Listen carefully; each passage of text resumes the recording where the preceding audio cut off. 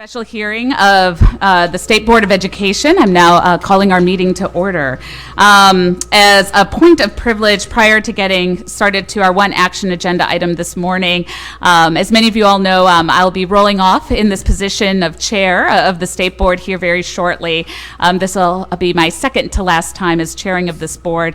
And I know in our final occasions, many times we have the opportunity of inviting family members to come join and get recognized. And I'm afraid my family's not available for my last meeting, but my mother did join me on this one.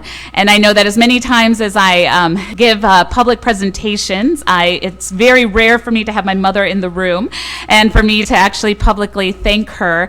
I think all of us know who sit in these positions that it takes a village for us to be able to do this. And I know that that is in the extreme case of myself. And I am not probably an easy person to support in this effort, but I can honestly say that this opportunity would not have been possible for me, nor would have I ever been inspired to such an opportunity if it wasn't for my parents, my sister, and my brother-in-law. And so she's coming in representation of my family, and I'm grateful she's here today and on such an important topic and occasion. And I just wanted to say thank you, Mother, for making this possible. So, Mom, if you don't mind standing up, Amanda, this is Miss Amanda Reith.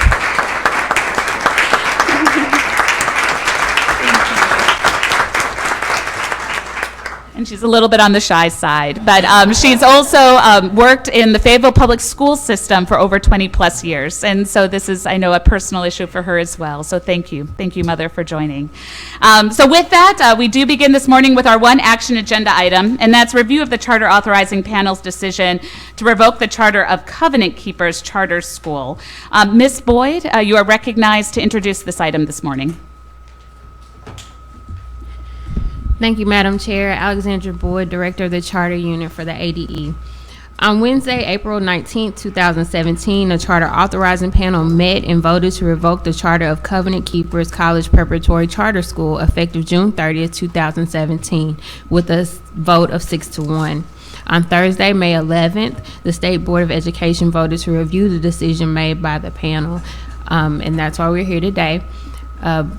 I want to ask Ms. Jennifer Davis to come forward and make you all aware of the possible actions you can take and how the hearing procedure should go today. Thank you, Ms. Boyd. Hi, good morning. Jennifer Davis, staff attorney for the department. The procedures that you'll follow today for a possible revocation will include that all persons with the exception of the attorneys representing the parties will need to be sworn in prior to providing any testimony. The applicant will have 20 minutes to present its argument to you for its proposed revocation. After that, you can ask any question. There is no opposition time. You can ask any questions of the applicant. You can ask any questions of the department that you may have. At the conclusion of that, if there is any public comment, you can take public comment prior to your vote. Public comment is 3 minutes per person, and we can check closer to that time if anybody signed up. At the conclusion, your options will be that you may either affirm the decision of the department to revoke the school, you can take other lawful action, or you can request additional information from either the department or the school. If you do request additional information, just know that you will need to have an additional hearing. Thank you, Ms. Davis. Any questions from the board for Ms. Davis? Okay. Then with that, any individuals planning to offer testimony today who are non-attorneys, if at this time I can kindly ask you to rise and raise your right hand.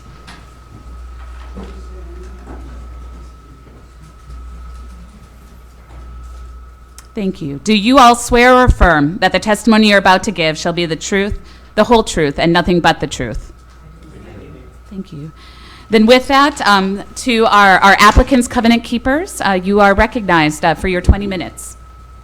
And if every individual offering testimony could kindly say your name and title for the purpose of the record prior to commencement of your remarks. Thank you. Good morning, Sarah McKenzie, Office for Education Policy. And if we could pull up the PowerPoint. Madam Chair. Yes. Can we get this monitor back here put on? Oh, that's a different one. Is that the one? That's a different one.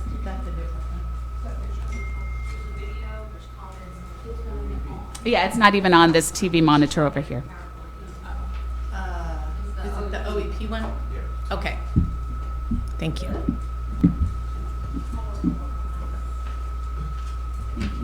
You want to pause until okay, let's see. We can give a few seconds, and it sounds like this will give them a chance to get set up there as well. We'll pause just a few minutes here. Thank you all who are in the audience and also those watching live stream. I can commit that the 20 minutes have not commenced. This will not mark against in any way Covenant Keepers' time.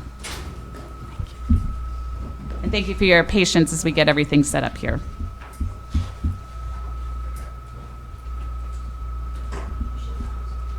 Yeah, it works. Did you want me to wait till that was If you could working? just give us another You quick bet. moment. They're checking the monitor right now. I'll give you a cue when we're ready. Oh, it looks like we are. Perfect. Wonderful. We're ready to start if you are. Sarah McKenzie, Office for Education Policy, and I'm here to talk about Covenant Keepers' academic performance.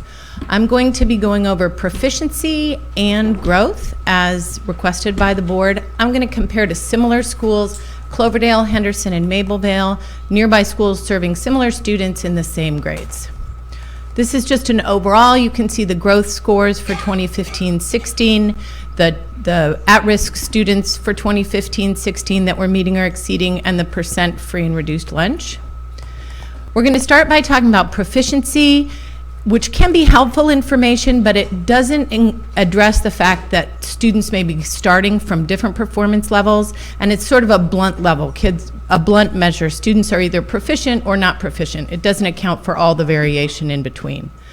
This includes the concordance scores. Covenant Keeper is the dark line, and the comparison schools are the other lines. You can see that the performance has been relatively similar over time, and this is overall ELA and math together. In 2015-16, Covenant Keepers was higher than two of the schools and lower than Mableville. This is the actual percent proficient broken out by grade levels, so you can see there's the big drop-off when we switch assessments. But overall, ELA, Covenant Keepers, is sometimes outperforming the other schools, but typically similar performance over time. In the most recent year, they were right in the same area as those comparison schools.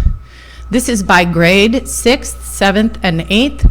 Mostly similar performance. 6th and 8th are generally high. 7th has been lower over the past 3 years. 7th grade ELA has been lower, but 6th and 8th have consistently been higher compared to those relative schools. This is the same information for math. Again, 2008-9 to 2015-16, you can see the actual scores there. Sometimes they've been underperforming, particularly in the first 3 years of the charter, but mostly similar performance over time. Again, this is by grade, 6th, 7th, and 8th. Mostly similar performance in the last 3 years, with the exception of 8th grade, which has been a little bit lower. There was lower performance overall in the first 3 years. So, summary for proficiency, scores are improving. ELA, 6th and 8th grade are relatively strong. Math, 6th and 7th grade are relatively strong, and scores overall are increasing. Now we're going to talk about growth. You guys know the longitudinal student growth measure, which reflects how much did you grow compared to how much we thought you were going to grow based on what we knew about you. This is at the individual student level. It gives an indication of did the student grow as much as expected. It does not reflect proficiency. Okay, so students can be growing a lot and still not be meeting those proficiency expectations. It has a mean of 0 and a school standard deviation of 0.07, so we're talking about relatively tiny numbers. If they're positive, students at the school grew more than expected. If they're negative, students at the school on average grew less than expected. The state transforms this into a school growth score by, at least in prior years, using 80.85 times that school value added, so you're looking at numbers around 80 as an average for the state. This is all middle schools in this state and their growth scores indexed against the free and reduced lunch. Covenant Keepers is over there on the right-hand side with that green dot. They had 98% free and reduced lunch and a growth score of 80, so about the state average for 15-16. The 3 orange squares represent the other similar schools. You can see there are some schools with very high growth, but they had lower percentages of students in free and reduced lunch. This is for Covenant Keepers and the comparison schools. We only have 3 years of this value-added measure, and you can see that it's been pretty variable. Covenant Keepers started at the state average in 14, dropped a little below in 15 for ELA, and went a little above in 16 for ELA. This is by grade, which is a little bit confusing, but the way you look at it is how much of the scores are on the left-hand side, which represents negative growth, compared to how much is on the right-hand side, which represents positive growth. You can see that the Little Rock schools had very high growth in 2015, which is that middle bar that goes over to the right-hand side. But in general, Covenant Keepers has fewer bars moving over to the left-hand side, which shows negative growth by grade level for ELA. This is the same information for math. You can see that Covenant Keepers started at 0, dropped down in 15, and went back up in 16, although they're still slightly below the state average. Again, this is by grade. For math, Covenant Keepers shows expected growth except 6th grade in 14-15 and 8th grade in 15-16. So there's these pockets of low performance, but it's not consistent across all grade levels and all years for growth in math. So overall, Proficiency is scoring similarly to comparison schools. Growth, they're scoring similarly to the state average. Higher growth than comparisons in 2015-16. ELA, the growth is about the state average. In math, the growth is slightly below the state average, but that's mainly negatively influenced by this one grade level each year. Thank you. Oh, I don't need these. Okay.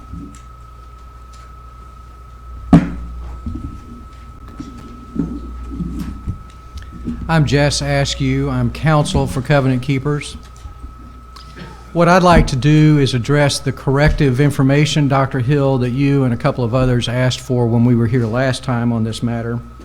With regard to governance and board membership, we have set forth in item 2A3, board minutes and board composition. It is important to note that there are 2 boards. One is the school board for Covenant Keepers School. Ernest Sanders here is the representative from that school board with us today.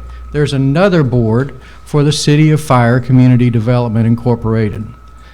Dr. Tatum is not, and has not for the last 5 years, as best I can tell, according to the records we have provided, been on either board. So one of the corrective measures is to correct this notion that the panel had that Dr. Tatum was on the board of City of Fire Community Development Incorporated. She was back in 2006, 2008, but she has not been since then. And remember, that's not the school board. That's the sponsoring entity board. The second corrective measure is this positive fund balance issue. You will recall that the panel thought that there was a negative fund balance on a date in April of 2017. In item 4A, the school has provided data from AppScan dated May 22nd, showing that for period 9, the school had a positive fund balance of $121,000 for this year. Period 10, the school had a positive fund balance of $123,000 for this current year. Now, we've produced audits since 2009. They're clean. We have no questions from legislative audit. We have an issue about the overpayment for growth funding, where the school has paid back this year $212,000. That's been done. We have questions about salaries. The information on salaries is there. Mr. Sanders can answer any questions from the board's perspective about the salary increase that Dr. Tatum got in 2016 after going 5 years without a salary increase. At this point, I'm out of things to respond to and to talk about because I don't know what the issues are that brought us here today. The school was renewed for 3 years a year ago. March of 2016. This board unanimously approved the panel's renewal at that time. As best I can tell, nothing bad has happened since then, and there has been academic improvement, as was reported by Sharisa White before the panel in April, and as Dr. McKenzie just reported today. There's no reason to revoke this charter. I've got 1,000, 2,000 pages worth of documents, and you do too, from the staff. And I have looked through that trying to guess what else could be coming at this school this morning that might threaten its charter. That's not the way this process should work. I should not have to be up here guessing what I have to deal with and respond to, and neither should this school, which is doing good work and was renewed a year ago. A lot of that information stretches back to 2009, 2012. We got a renewal in 2016 against the history of all that information. So why are we looking past that? This board had the chance to review that decision a year ago and decided unanimously not to. I don't think you can reopen that decision. I see credit card receipts from June of 2016. I don't know why that's there. I see a document that's unsigned from May 23rd, 2017, which is after the date that we were supposed to provide all of the information for this hearing.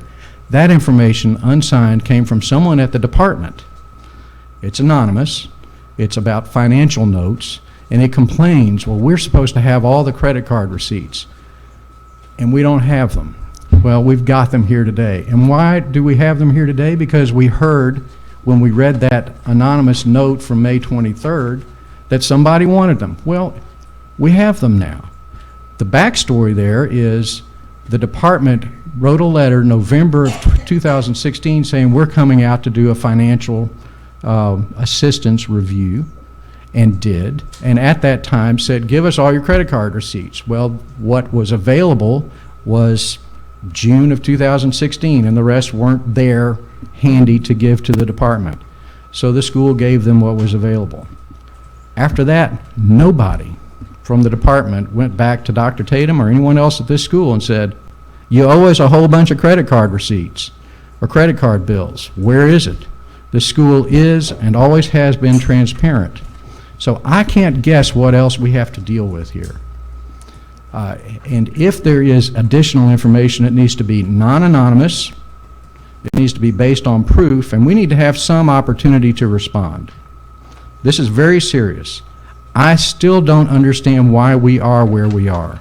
This board asked for a review of academics. The state board, the charter panel, decided that that meant a full review. I've read their minutes of their meeting. They didn't know what to do with the request for academic review. I don't question the need to look at the academics of a school that's in academic distress. That's reasonable. This school is in a program with school improvement. They met in January. They're going to meet again next month on this question. That's fine. But how that morphed at the panel into questions about salary and who's on what board, that process got off the rails. And that panel voted to revoke the charter on something that had nothing to do with the academic progress of this school. And now we're here today fighting for the charter. And I don't know why. I don't know how we got here after this school was renewed a year ago and has done good things for academics for these kids. These children need this option. The families need this option. I'm going to turn this over to Dr. Tatum.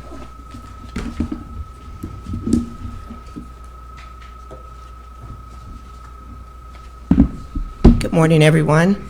To Chairman Wright and all the members of the board. Commissioner Key, thank you so much for taking the time and allowing us to come before you. As I've mulled over since May 11th, the question continuously comes to my mind, why are we here? However, February the 17th, 2016, when I went back and I I listened to the video, I could hear Annette Barnes and Dr. Saunders clearly. They had grave concerns about our growth, where we were going, and wanted to see, per Dr. Saunders, growth should turn into proficiency. So at that point, we went back, we made changes, and Dr. Sarah McKenzie spoke about that growth and proficiency today. Also, we came before the March 31st board, and it was unanimously approved. All of you all said that our charter would be renewed for 3 years. So just wanted to get up and pretty much refresh and to ask again, how did we get here from little over a year ago?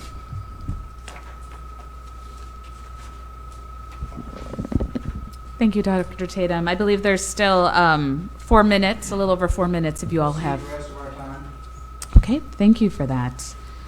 We do want to maintain our rebuttal if there's any opposition. Most definitely. Okay. Thank you, Ms. Davis, for confirming. And if you could kindly check in regards to public comments, I would appreciate it. Thank you. Mr. Askew, do you all want to make a statement? Again, with additional time, there's no opposition, but I don't want to deny you all your time. If there's any final framing statements, then thank you with that. So concluding the presentation period of this hearing, we will now proceed into questions from our board. Ms. Davis, there is no public comment signed up. Thank you for confirming. So with that, I am anticipating a fair amount of questions from this board, and in other occasions as this, we'll just go around. I kindly ask that everybody start off with one initial question so that we can distribute questions amongst everybody, and then we will do as many rounds as we need to get all questions answered this morning from all board members. And just as a reminder to the board, even individuals who did not offer testimony can be called to offer testimony at that time. If somebody wasn't sworn in, we would just take the opportunity to do so. But any individuals, both of the audience or also of the department, can be called on for question. So with that, Ms. Newton, I think we're going to begin at your end today and go around, as I shared, with at least one question per person until we get through our questions. So Ms. Newton, you're recognized. You mentioned Mr. Sanders, the board representative. Could I talk with him, please? Mr. Sanders, I'm curious about how much oversight and what financial information that you receive each month, and how much information are you getting every month as far as financials? It's very extensive. It should be in our minutes. We have our accountant who comes to every meeting and presents a very detailed overflow of the finances, cash flow, accounts receivable, accounts payable. So it's a very extensive report every meeting. Are you getting any details on you're getting total information? Are you getting any details on where the payments are going and how much each month? Are you getting any Yes. details about that? Yes, ma'am. Can you give me an example, maybe? Well, I would have to bring, I don't, is it in one of our, oh, Mr. Helmut, back here. If you don't mind, our accountant is here, and if he can show you exactly what it is that we receive, Is there a certain amount that a payment is made that you have to approve past an amount? yes, 10,000. Okay. Did not know Mr. Hamilton. And he's got all the paperwork, so maybe he can tell you Okay. exactly how detailed Okay. it is. Sir, that if we you could receive. kindly state your name for the record. Yes, Darren Hamilton. I'm a And Mr. CPA. here Mr. in Little Hamilton, Rock. did we swear you in the beginning? Yes, ma'am. Okay, Yes, thank you, Mr. ma'am. Hamilton. You may proceed. Excellent, excellent. Good question. Every month, what we try to do is to empower the board to be able to see all the transactions that go through Covenant Keepers each month. So each month, we give them a packet that looks similar to this. And some of the things that are on there, board report, which has a summary of revenue and expenditures, a bank reconciliation, which shows all outstanding checks, revenues, cash balance at the end of the period. So in addition to that, we give them a summary of revenue that shows, okay, this is the revenue that we have, this is our budget, so that the board can actually see, okay, this is how we're performing actual compared to budget. In addition to that, we give them a summary of expenditures that will allow them to see that same information where you're seeing expenditures, budget, and from there, if there's anything that we'd like to bring some comments on, we'll do that. But oftentimes, they will ask questions as far as what's driving this number. Okay, and they have to give approval for large amount purchases, is that correct? Yes, ma'am, that's my understanding as well. Okay, and I may have missed some, but I haven't found anything like that in the board minutes. So would that be recorded in the minutes? It should be. Okay. Now, I am not the treasurer, Okay. but that's the intent, is that it should be reported there. Okay. Yes, ma'am. All right. I have more questions, but we'll wait. Let's go ahead. Thank you, Ms. Newton. Mr. Williamson. I've got a follow-up for you. Do you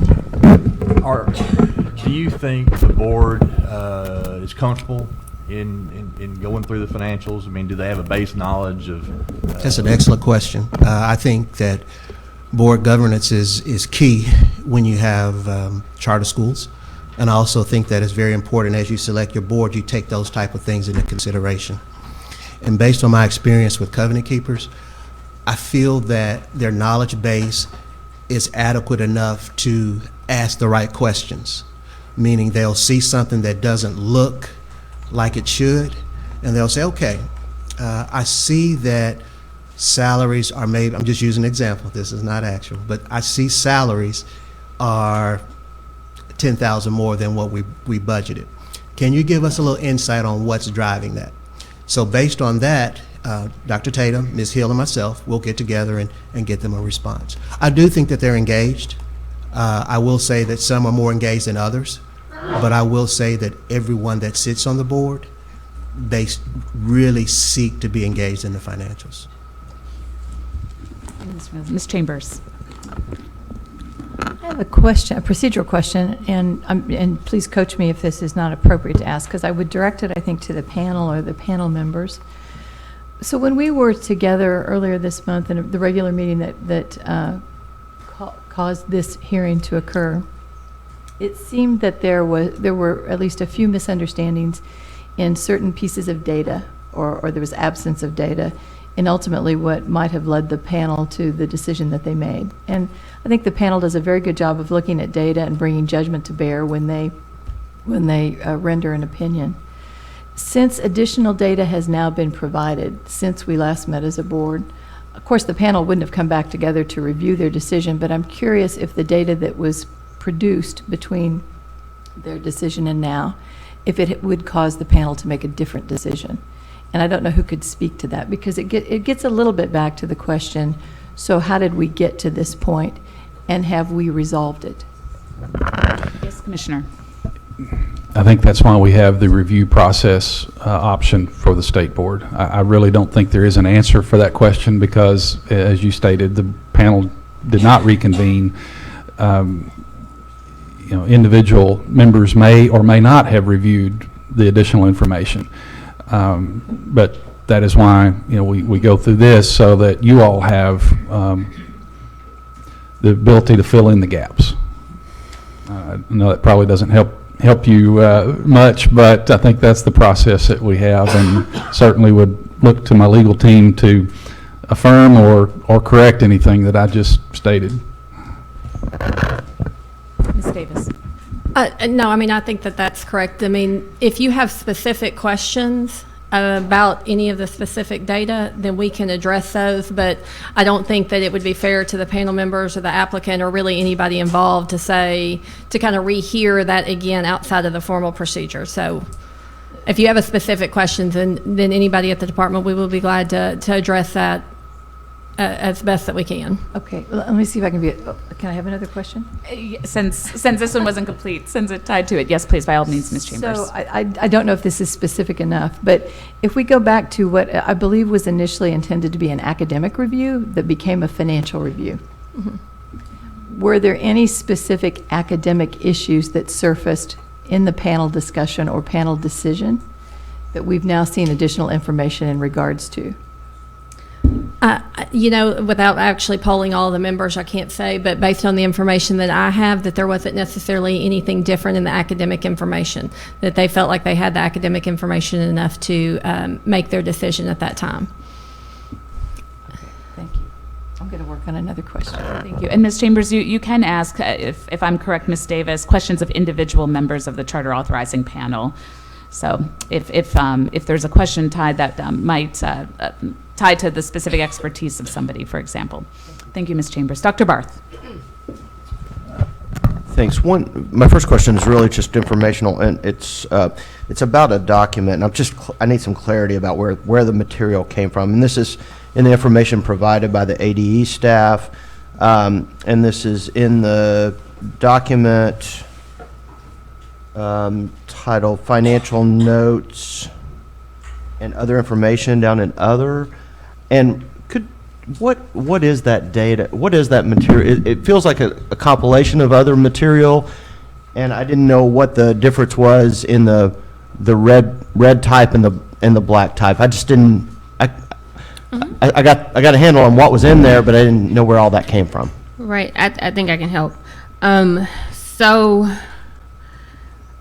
on this information stems from the technical assistance letter that was sent to Covenant Keepers on November 14th, which was followed up by a visit from myself, Cindy Smith, and Elisa Moore on Wednesday, November 16th.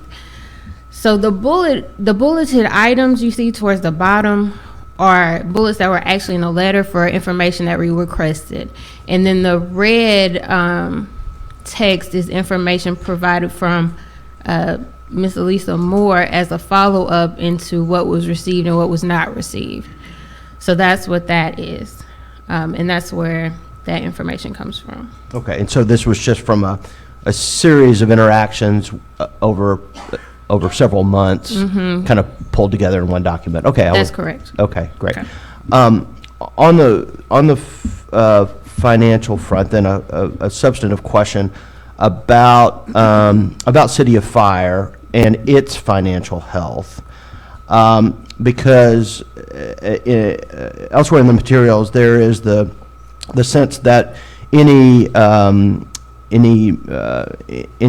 financial challenges facing the school are not to be kind of as much of a concern because City of Fire will kind of take care of that gap.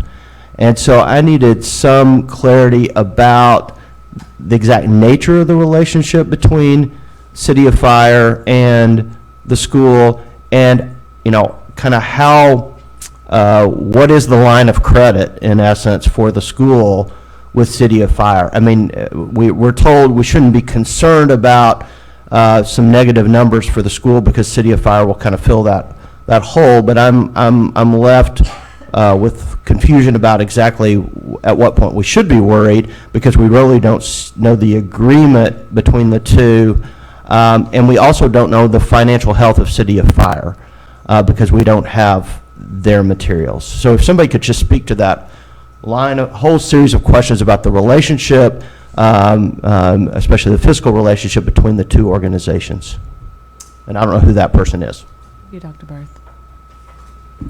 May I take a stab at that? Sure. Thanks. First of all, I think, Dr. Bart, you're still referring to these Covenant Keepers notes dated May 23rd, which is the same document that I referred to. And I appreciate your putting a face with the document. I think you're referring to under student growth repayment, that final bulleted item where Dr. Tatum said that the source of funds for this repayment was through a grant from City of Fire Community Development. Exactly. We're on the first page, about two-thirds of the way down. Yes, okay. So you referenced a line of credit. There was no line of credit. There was a grant that was given from City of Fire to the school to repay that money. City of Fire, in return, had received a grant from the Walton Family Foundation to finance that. That's where the money came from. So the money was there, it was spent, and the department has been repaid. Okay. And so, in this, in the last sentence of that bullet, when Dr. Tatum was asked for the agreement, that agreement, it was not received. Do you know anything about? Well, that's just like all the rest of this. Dr. Tatum, as I understand it, and she can speak to this, received a letter November 14th, on-site visit November 16th. She gave the department people who were there everything she had at the time, and after that, nobody from the department said, hey, Dr. Tatum, you still owe us X, Y, and Z. And then we get this document from May 23rd saying that this is a big problem within the department according to some people. Well, nobody from the department told Dr. Tatum that. Dr. Tatum gave everything saying, okay, this is what I have. And it's just like these credit card things. If somebody had followed up in December, January, February, March, April, earlier in May and said, Dr. Tatum, give us this stuff, she would have provided it, I think. She's awfully transparent. So, final question on this front, and I'll give it up. So, in your view, should we just never be worried about negative financial reports from the school because City of Fire is there as a piggy bank to fund it? And if so, how do we evaluate the school in terms of its fiscal health? All right. So the first part of your question, negative financial position of the school, there is no evidence of negative financial position. I think we have shown that the department's conclusion in April, I believe, was wrong, and that there is a $123,000 positive fund balance as of today. So that's the first point. Second, charter schools don't have tax bases and don't have tax revenues and don't have the ability to raise money the way traditional brick and mortar school districts can. And charter schools rely on the ability to raise money. And there are times, and I'm on the board of ESTEM, and I can tell you there have been times when we have wondered, how are we going to do this? How are we going to do that? And it requires raising money. And the private sector provides that money. And that's where it comes from. So if City of Fire, City of Fire got a grant from the Walton Family Foundation, what are we imagining might be the future financial problem? I don't know. With a $123,000 positive fund balance, I don't see it. That's a lot more than ESTEM's going to end up the year with. I'll tell you that from ESTEM's standpoint. We've got about $35 or $482 at the end of the year. But I don't see what the financial cliff is that anyone would be concerned about. But if there is a financial cliff, then there are people who are willing to support charter schools. And thank God for that. And I think what's different about this case in ESTEM is that on ESTEM, when we see, we can ask a direct question because it is that board that is making the fiscal decisions that are driving this ESTEM's financial health. Here we have another organization in between, and it gets difficult to know exactly where the lines are. Actually, that's not true, because ESTEM has what is called a charter management organization, which until a month ago I was the chair of. I guess I'm still the chair of, but that was the only board that I was on. I was not on the school board at ESTEM. When created, ESTEM had a charter management organization and then 3 schools, each of which had a separate board. We've now consolidated all the 3 schools into one, so we have one operating school. And we have the same board members on both boards now. But that's only been in the last month. So throughout its history, the CMO has played a role at ESTEM similar to the role that City of Fire has played with Covenant Keepers. And that's one of the ways that people who are bootstrapping themselves into the public school business figure out how to do it. Thanks. You're starting from scratch. There's $0 in the bank account. And in fact, a charter school may not get paid for months after it actually is employing people, renting space, and educating children. And we've had those issues across all the charter schools for a decade now. Okay. Thanks. I'll come back to some other topics later. Thank you, Mr. Eskew. Thank you, Dr. Barth. Ms. Zook. Yes, since the decision by the board, I'm sure this board knows, but for the people in the audience, I'm chair of the Academic Distress Committee. And we got the 45-day reports in May. And is the person who is from the school improvement unit present? Or could, She's not here. I can get her over here. well, it could be that Mr. Harvey could answer, or Ms. Barnes, whoever chooses to, or Dr. Wild if he's in the room. Okay. Dr. Wild's not in the room, but Okay. and I haven't been sworn in, so. Thank you for letting me swear you in at this time. Do you swear or affirm that the testimony you're about to give shall be the truth, the whole truth, and nothing but the truth? Yes. And if you could kindly state your name and title before Elbert answering. Harvey, Coordinator for School Improvement. Thank you. Okay, back to the questions on the 45-day report, the academics. I reviewed it as I did all the others and didn't see immediately any red flags that came up as a result of this 45 days. And we have not had that meeting with this particular school, so are there any that have been brought to your attention as a result of this most recent 45-day academic report? No, ma'am. With my conversation with Dr. Wild, there's not been any red flags that's been raised at all. Okay, because, you know, I'm always the one that wants the teachers to come to school and the students, and I did notice that they have done a great job with that both their teachers and their students are actually coming to school, so it increases our probability that people will learn. My next question is a next question, so I'll stop there. Thank you, Ms. Zook. Thank you, Mr. Harvey. Ms. Dean. Dr. Hill. Is it appropriate for us to ask questions amongst us, or that just goes to them? I mean, from a board, historically, that's what I'm trying to, do we wait, or can I question the decision the board made last year when we gave them the 3 years, or do I need to wait and just talk among ourselves? You can definitely pose a question to the board. For me, the line would be, is this something that would be an inquiry that is leading toward a motion or sort of a frame motion, or is this more I'm just trying of a historically. framing to Yeah. get some historical reference? And then that shouldn't be a problem, Dr. Hill. Please proceed. No, I guess, and I'm looking to my experts on test scores, and Ms. Zook and Ms. Newton, who are our teachers. I want to make sure I stay in my lane, because that's not my expertise. And I just wanted to know, and you wasn't on the board last year either with me, but I know you've been Academic Distress Committee. What are your concerns academically and historically last year for us to grant the charter a 3-year renewal, and then within 12 months, our panel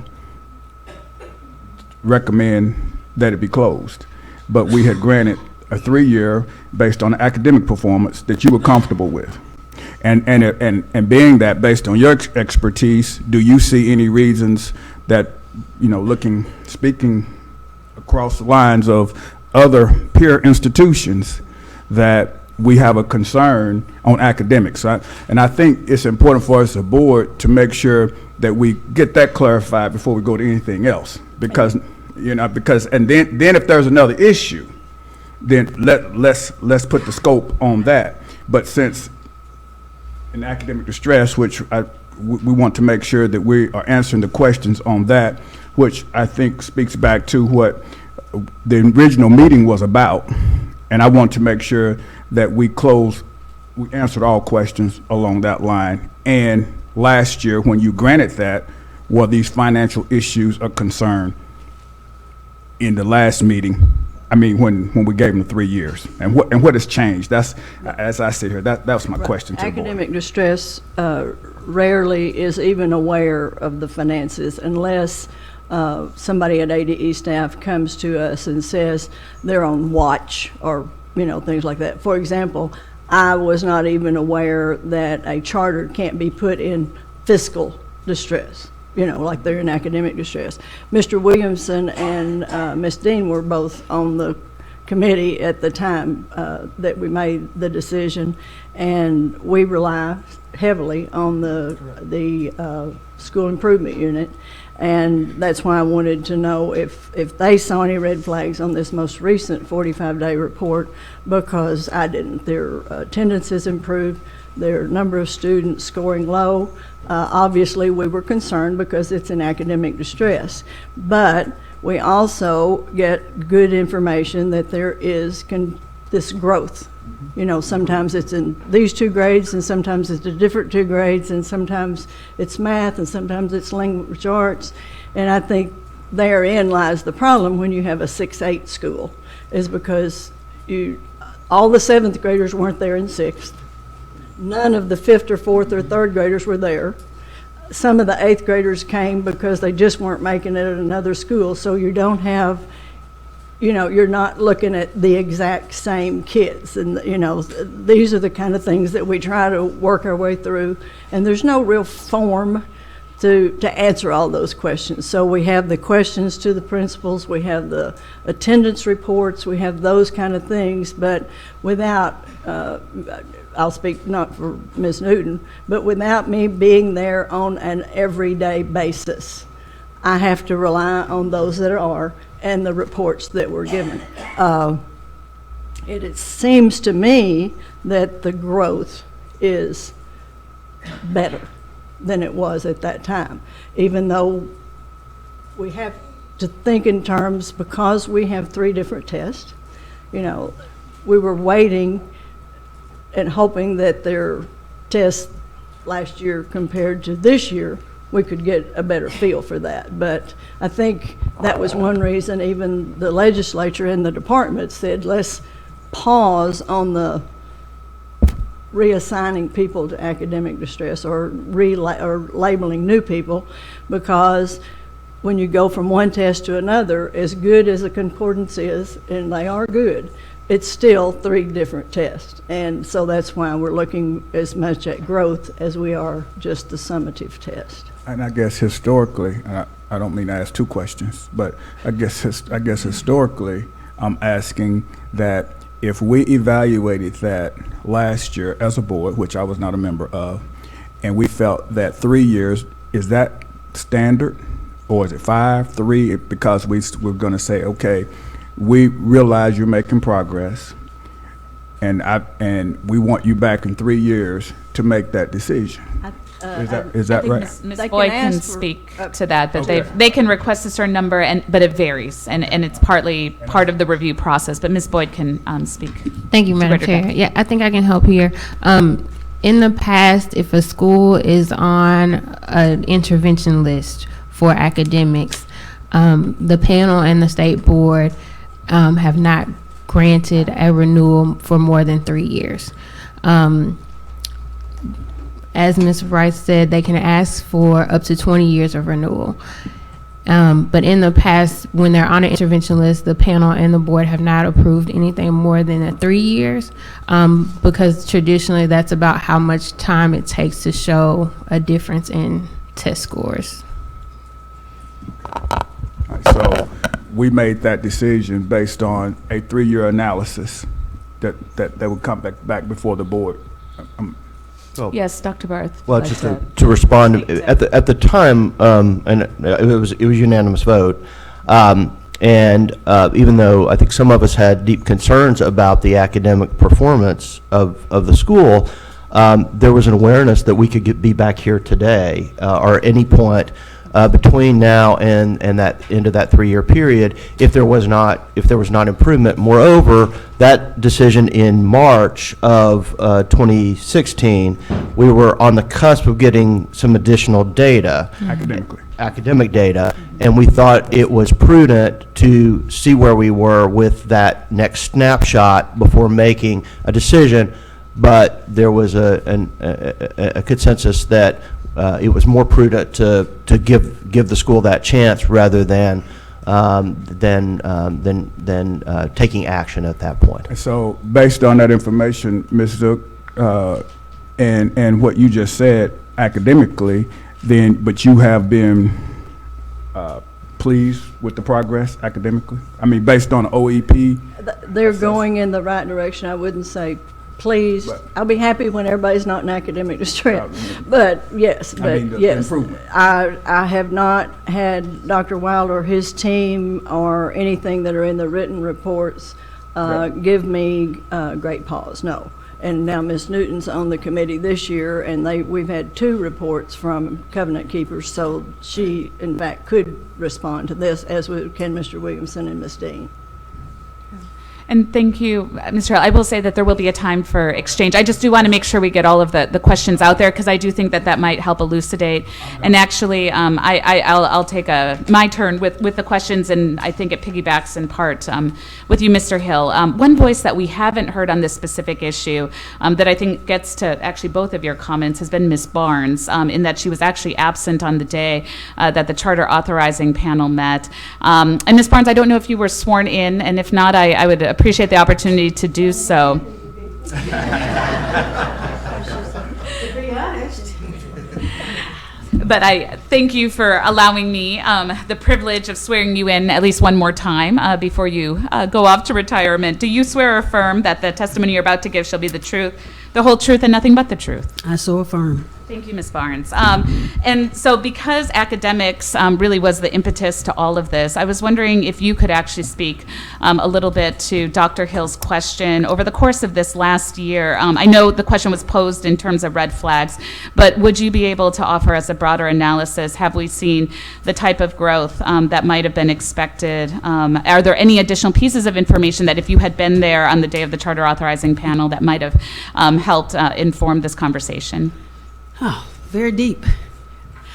So let me start by saying I heard Mrs. Chambers' question, and I also heard what Dr. Hill was asking. And as you know, for a matter of record, I was not here in March, nor was I here in April. However, I was the person who made the motion back, according to what you all are discussing, for 3 years. However, prior to that, I made the motion for 2. And I did that in order to determine whether or not we could see some growth. Mr. Scott Smith, made an appeal to us to at least look at 3, because it is a 3-grade span building. And taking those things into consideration, I thought it did warrant going ahead and saying for the 3 years. We also recognize that at that same time, we, as Ms. Zook is speaking of, we could call the charter in at any time. We do have boots on the ground. You do have Mrs. White's testimony, and Mr. Harvey has just spoken to you. So in reference to academics, which is what we were asked to review at the time, the charter has shown growth.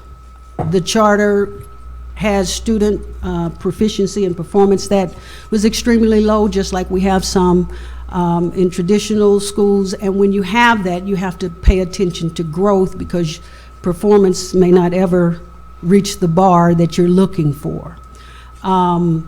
So with respect to all of that, I cannot tell you what I would have done on that day. No, I cannot, because I don't know.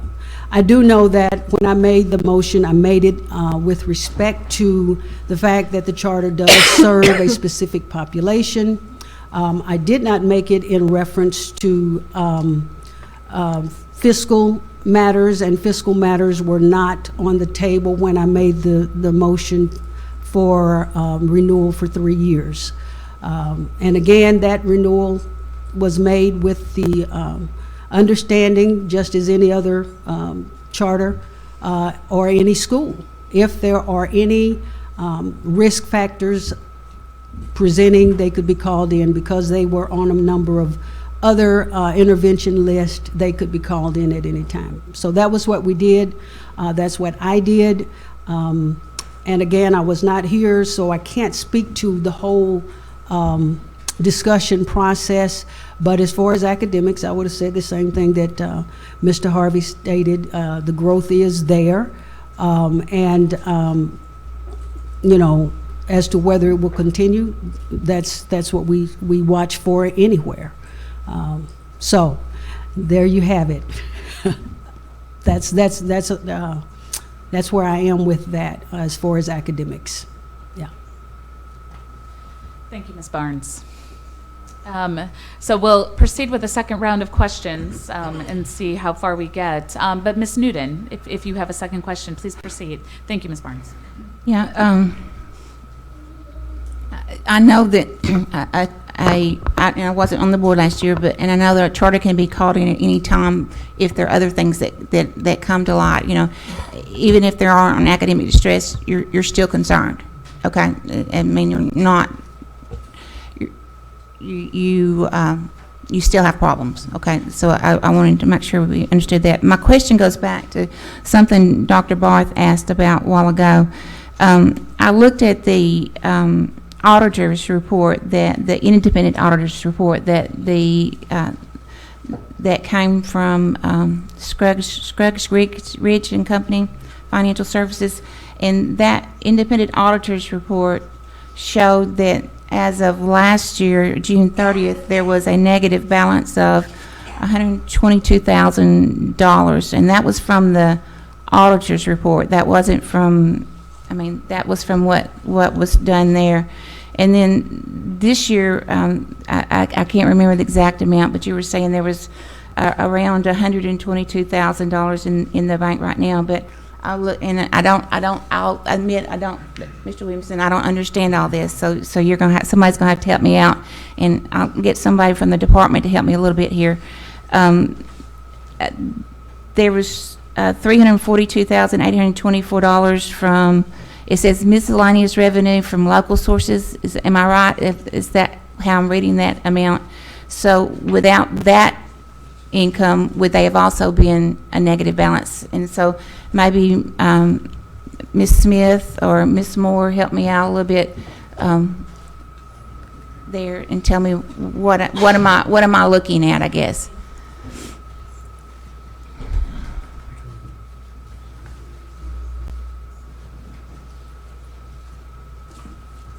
Good morning. If you could kindly confirm, have you all been sworn in? Yes. Perfect. Thank you. If you could just kindly state your name and title for the record. I'm Elisa Moore. I'm the Finance Coordinator for Financial Accountability and Reporting at the Department. And I'm Cindy Smith, Coordinator for Fiscal Services and Support. Thank you.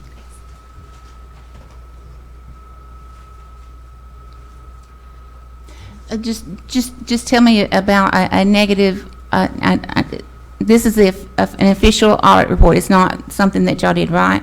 Yes, that is and it shows a negative balance, and then the $122,000 that they approximately have right now, and then this revenue is from outside sources. So without that, they would also have a negative balance. That is correct.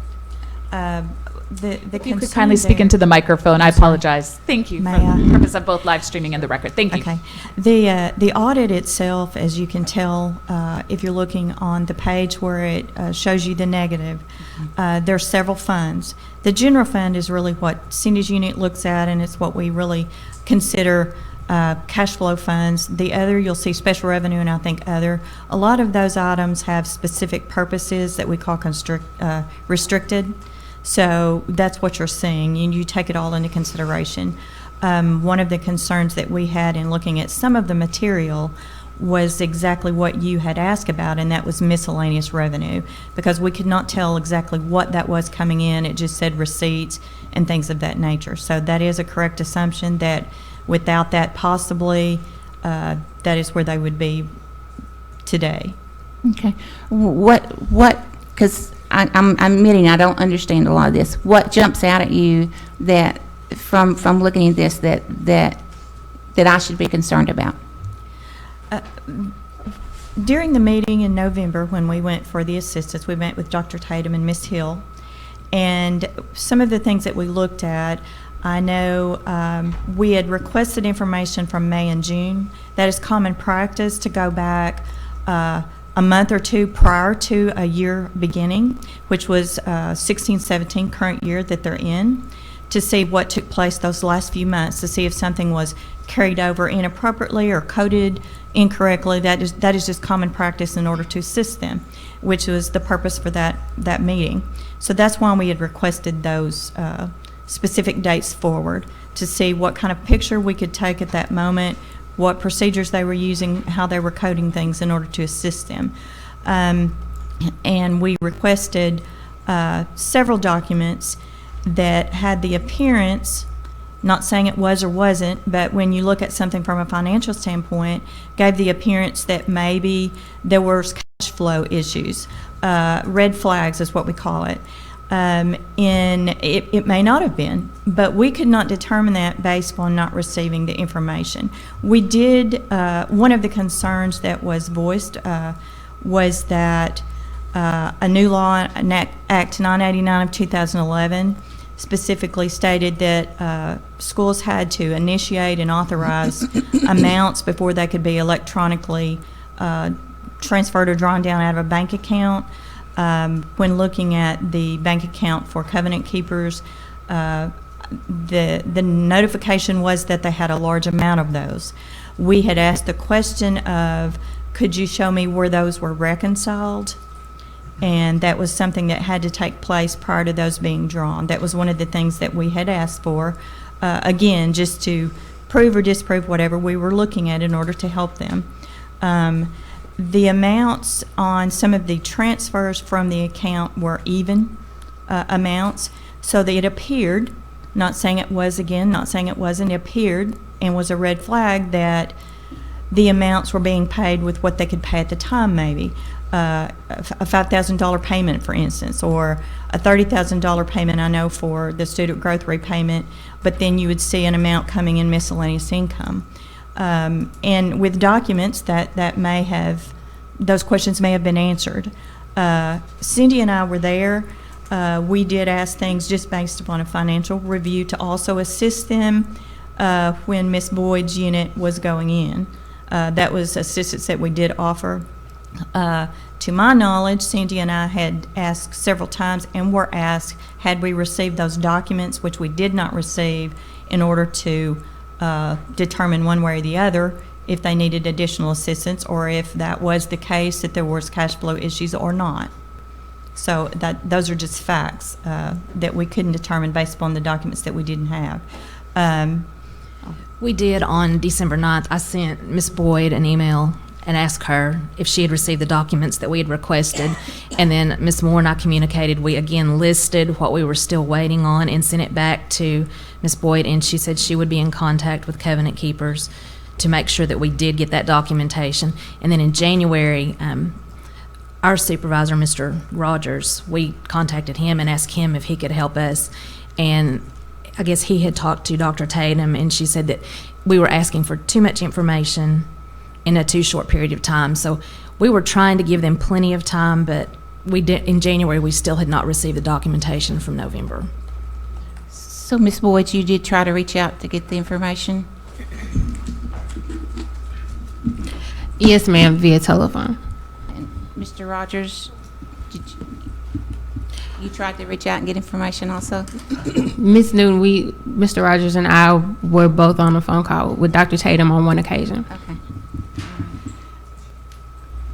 And Mr. Rogers, as you approach the mic, were you sworn in, sir? No. I might kindly swear you in. And raise your right hand. Do you swear or affirm that the testimony you're about to give shall be the truth, the whole truth, and nothing but the truth? Yes. Thank you. If you could kindly state your name and title for the record. Greg Rogers, Assistant Commissioner. Okay. So you did try to reach out and gather all the information that... I sent a couple of emails to Dr. Tatum during that time trying to get the information, yes. they have responses that you got back, or? That was a lot of information, and they had some other things going on with the charter, but they would work on it. Thank you. I have other questions, but I'll wait. Thank you, Ms. May I Newman. do a piggyback on that, because it's going to be to So the that's the same people? individuals. Yeah. Of course, Ms. Zook. Of course, My Ms. Zook. piggyback question is, are these concerns that are unique to this time period, this 1 year, and had not run into them in previous years? Or is this something that you had run into with that charter all of the years? I know Mr. Rogers hadn't been here that whole time, but he's got the records for that.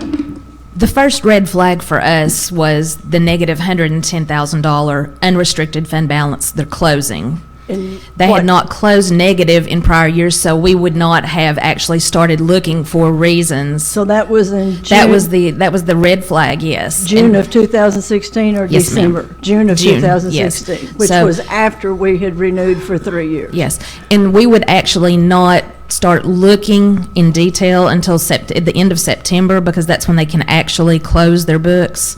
So October would have been the first month that we would have started researching. So then, it was mid-November when we actually reached out to start helping. Okay, thank you. Thank you, Madam Chairman. Thank you, Ms. Zook. Mr. Williamson, and thank you to all of you. Not right now. Okay, thank you, Mr. Williamson. Ms. Chambers. I appreciate the group that's still at the mic, because I think maybe you can help me with this. It's unfortunately tied back to my last question that I didn't ask very well. So I do feel like that the school responded well to the specific questions that we asked. But as I went through the data that they provided, I didn't feel like it had I didn't see enough red flags to tie back to the conclusion that we drew at the panel level, which made me think I'm missing something. There's something that the panel didn't see or didn't hear that they needed, and therefore the decision that they rendered. So from a financial perspective, have you all been in a position to see the additional data that's come forward, and would it have addressed these questions that you had? That I can't tell if there's a lack of cooperation in the school providing some of the information that you asked for when you did, or they didn't have it at the time. I'm trying to figure out if it's cooperation or availability of data. And I don't want to put you in a position of judgment there, but I do want to know if you've seen the data since we have gathered this last round to address the questions that you had at the time.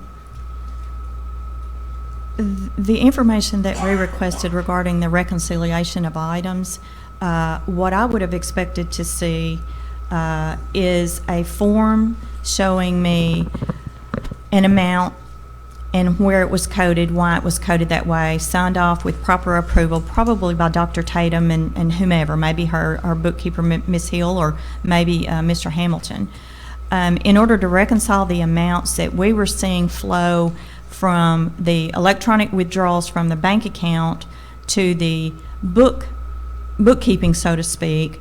I wanted to understand why an individual knew to charge $5,000 even to 66100, which is general supplies.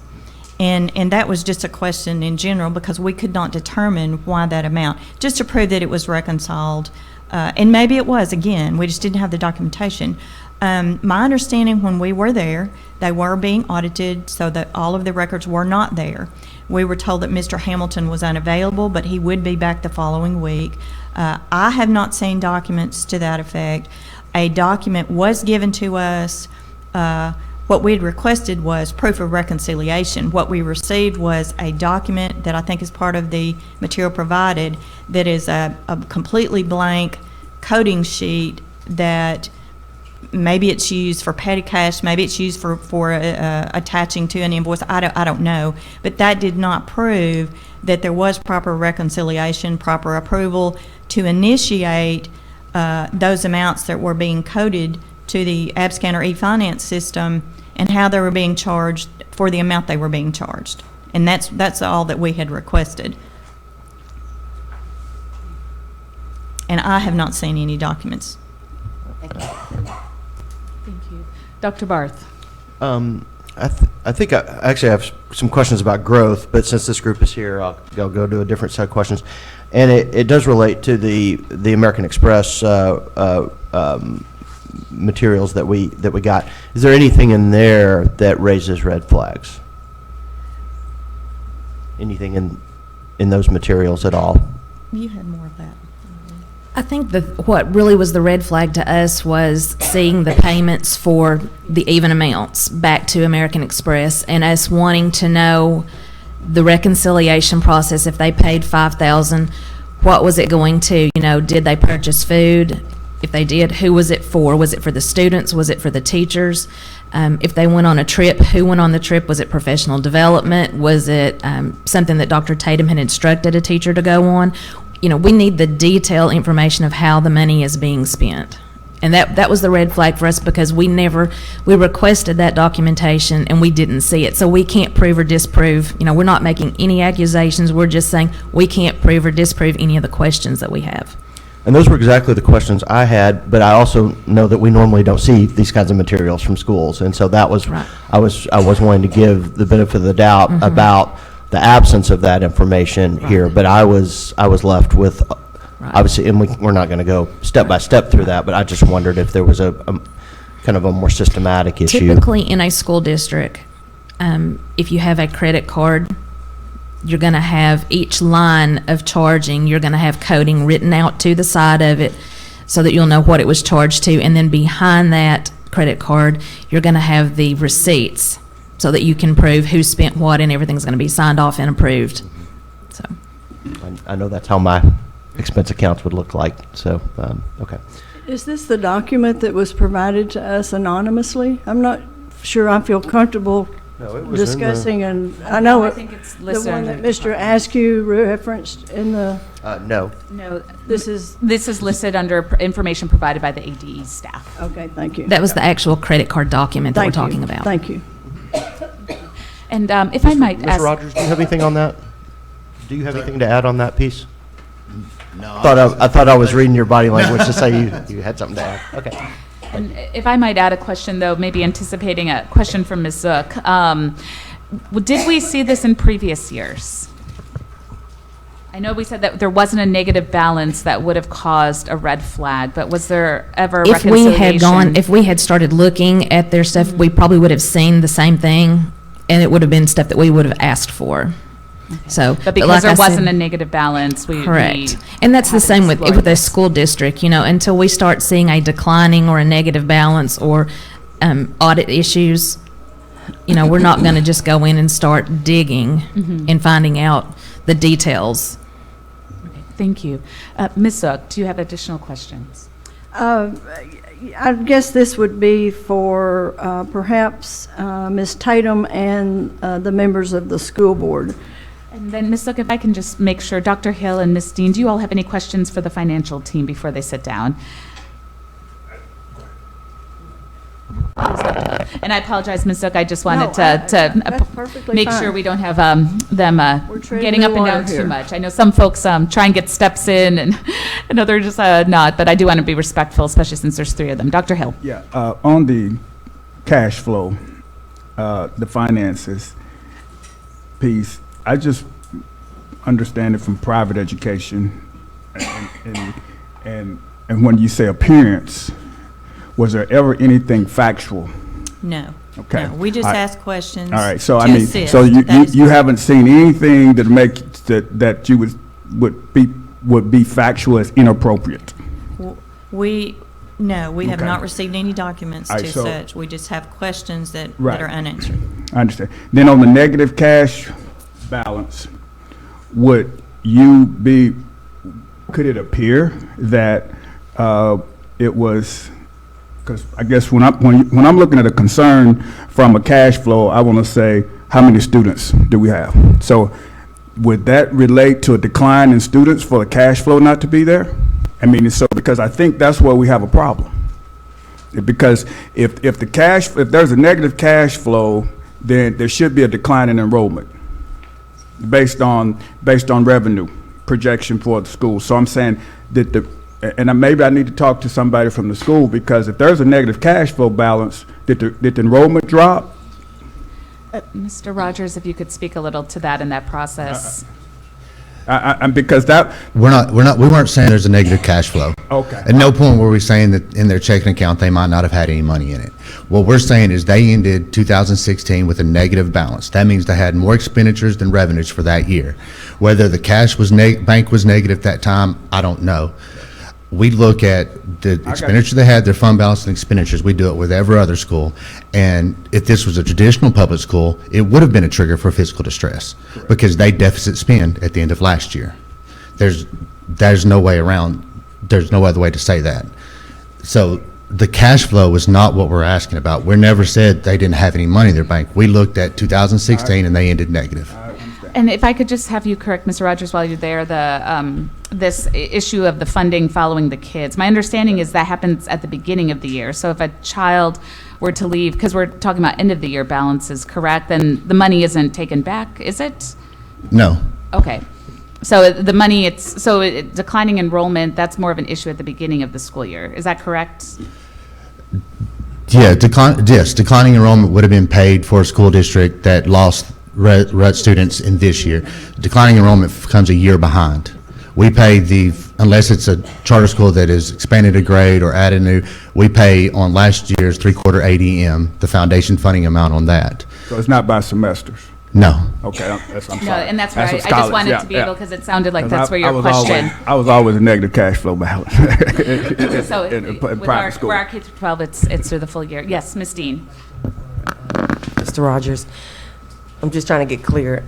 So the negative balance at the end of 2016, does that have anything to do with what's in the notes about them not having the information because they were currently being audited?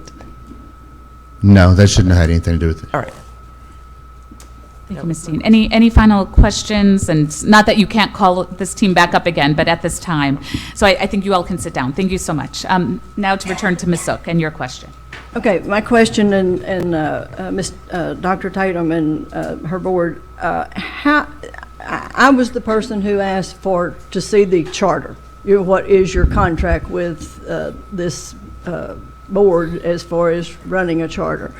And I see that you started out with the hopes of eventually being 612, and then you altered that because of the circumstance. How often do you and your board analyze what your contract, your charter is, and how it needs to be adjusted? And is that then reported to, or if you do it, is that then reported and worked out with the charter office? Because if it doesn't require an amendment, and if it requires an amendment, I know you have to come back, before the charter panel and then us. But like the testing and the ACT scores and the college prep and all of that, when you realized that the students who needed you most, who chose your school, were not necessarily children that you might know that about them by 6th or 7th or 8th grade. You could, see the patterns. So how often do you and your board look at your charter to see where you need to, in teacher terms, monitor and adjust from what you have?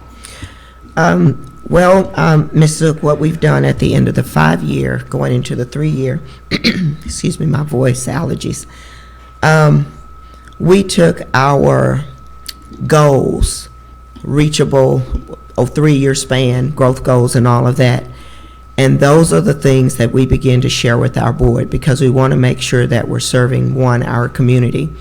Even this past renewal, we changed our mission and vision because the shift of our school changed college prep from the beginning of the original. So now we're going into actually just really working with a diverse population. So to your point, those are the goals that when you walk into our war room, they're actually plastered. Year-to-year goals as well as a 3-year goal that we want to meet. So we have those discussions with our board once a month, and it's even in our 45-day plan as well. Okay. Thank you. Ms. Dean. Okay, Dr. Hill? So with that, looking around, I think this might be an opportunity for a break, just a brief break, and then to not rush any additional questions. But I know we've been at this for about an hour and a half, and so that'll be, yes, no, most definitely, this is an opportunity to ask more questions. We'll take a 10-minute break, reconvene here at 25 to 12. Thank you.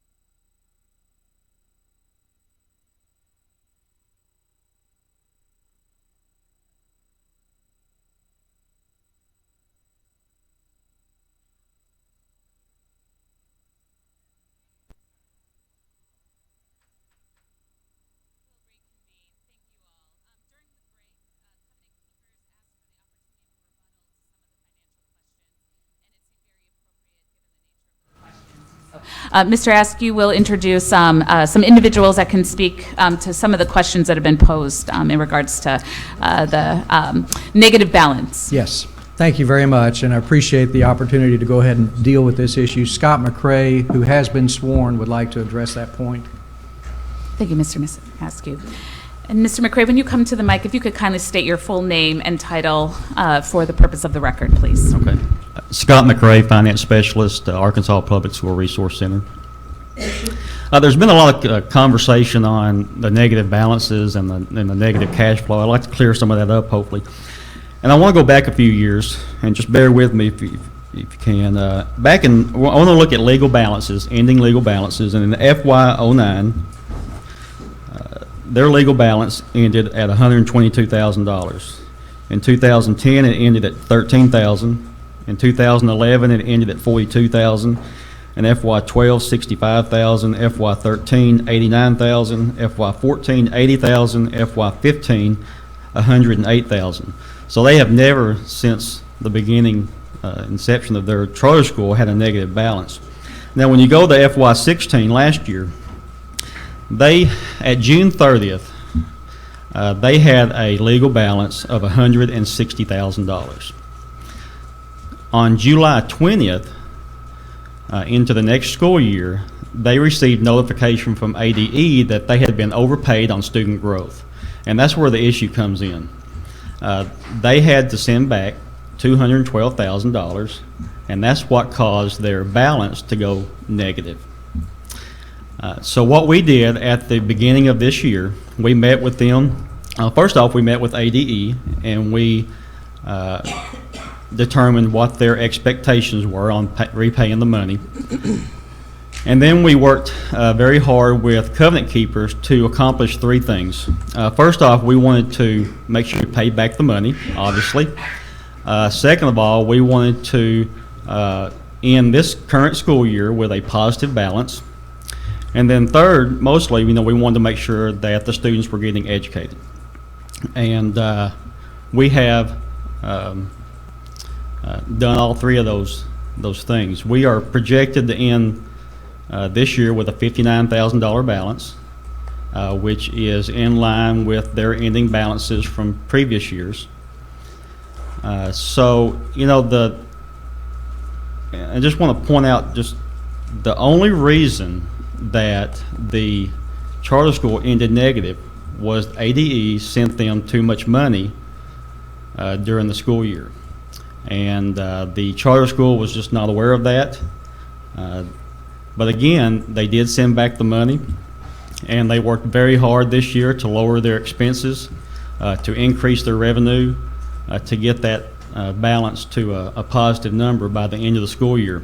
There was also some conversation on miscellaneous revenue coming in from local sources, and I just did a little study throughout the state a few days ago, and every school district in this state receives miscellaneous revenue from local sources. They also receive private contributions from local sources in the millions. So it's not uncommon at all what Covenant Keepers is receiving, because it happens throughout the state. I have a couple of questions that I'd like for Mr. McCrae to answer very specifically. If you could kindly speak into the mic for the purpose of the live recording and Yes. record, please. And Ms. Davis, if you can just kindly confirm, is that appropriate protocol? Okay. Yeah, we don't really do cross-examination or direct questioning in this hearing. If you have specific questions or things that you would like to be addressed, then we can address those, either the department or individuals for the applicant, but we don't offer any kind of cross-examination or direct questioning or anything of that nature. Thank you, Ms. Davis. This is in the nature of making sure that everybody understands what the situation is. As I understand it, If I could just inquire, Mr. Askew, with my Yes. colleagues, would the colleagues, because this is not normal part of protocol, would they like to hear these questions to elucidate this matter? If you could kindly, yes, okay, then. I won't do a lawyer questioning. I'm going to ask for more If you explanation. could- Yes, if you could maybe frame it instead of cross-examination, kindly just say, these are the issues I'm going to ask Mr. McRae to respond to, that would be helpful. So Thank you. here's what I'd like an explanation of. We have a negative fund balance June 30, 2016 on the books.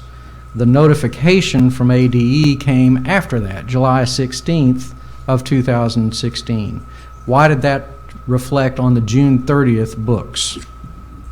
That's the explanation I'm asking for. Okay. Well, first off, we'll take the school's point of view. They get to June 30th and they're expecting, they track their expenses, they track their revenue throughout the year. They're headed into June 30th and they have a large balance. So again, after June 30th, they get notification by the department. They have to send this money back. Well, the fiscal year ends on June 30th, but the schools have into September to finalize their books. So the school year ended on June 30th, and then over the next 3 months, the charter school was notified, obviously, of the overpayment, and they were able to correct that in their books. So that's why as of September 15th of that year, when the books finally closed for good, that's why they showed the negative balance. Does that make sense? Mm-hmm. Thank you. Yes, any follow-on question? Yes, Ms. Zook. Could we ask their CPA to address this with them, because he's the one that prepares the financial statements that the board gets. He's the one that makes sure everything's in the right category. Is he still here?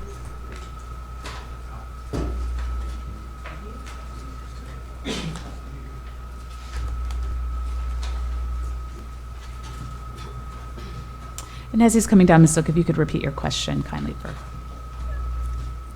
Okay, I know you're the CPA for this school is, I know at least one other charter school. I don't know how many. You obviously have a good business, so good for you. But when you prepare their books and explain to the board, and are there times when things have come to your attention that, we need better records of this? I don't know what category to put it in, all those things that accountants need for filing the end of the year reports and all of that. What kinds of things did you run into how long have you been the CPA for this school? I have been working with covenant keepers in some capacity for about, I want to say 4 to 5 years. Okay. Yes, ma'am. So how has this particular year compared to last year's, or how have you helped them correct this? I don't think it would have been intentionally casual approach to keeping books, but it appears casual. Right. So help me one of the things draw me I a think picture of that. is important is I think when the department was up earlier, I don't want it to be portrayed. I know that there wasn't documentation provided when they requested it. However, I'll walk you through quickly the process. At the end of every month, our goal is to reconcile the cash. And if you go back historically, the cash is always reconciled every month. And so the process is the American Express card is coded based on approvals from Ms. Hill, Dr. Tatum, and every approval has a corresponding receipt that backs up to the charge. Then each item on the American Express card is coded. Then based on that coding, she'll send me a spreadsheet that says, okay, American Express code to 66100, and then there may be some NSLA coding there, and she'll give me a detailed breakdown of what that American Express bill is for. Then once we do that, we reconcile her payments that she's saying the coding's for compared to what actually came through the bank account. So if those two don't match, I'll give Ms. Hill a call and say, hey, Ms. Hill, got a couple of questions on this. Can you help me walk through the process? And so through that process, we get to feel comfortable about, reconciling the cash on those debit payments. So do you have any idea why that those kinds of details were unavailable or not provided to the finance department at ADE, because it appears that what they were wanting is what you say you have, but somehow it didn't get to them. I can't speak on the records that are actually maintained at Covenant Keepers. I work out of another office. Okay. But I can say that I'm comfortable with the documentation that comes to me every month, and I'm comfortable with the coding. So we have an understanding of what the coding should be, and then we'll bump it up against what is being provided to us. And so if there's something that's out of whack there, then we'll question that. But we're not looking at every transaction that goes through there. We count on Covenant to have all those documents on site. If I could do an add-on question to that. Yes, ma'am. Do you have an explanation to what the department has raised about the even numbers in regards to the online payments, reconciling that American Express? Is there explanation, is their hypothesis correct? Well, or is there another explanation? I think that when you do the coding, you'll have, now the payments, the American Express payments are very rarely even numbers, the ones that I've seen.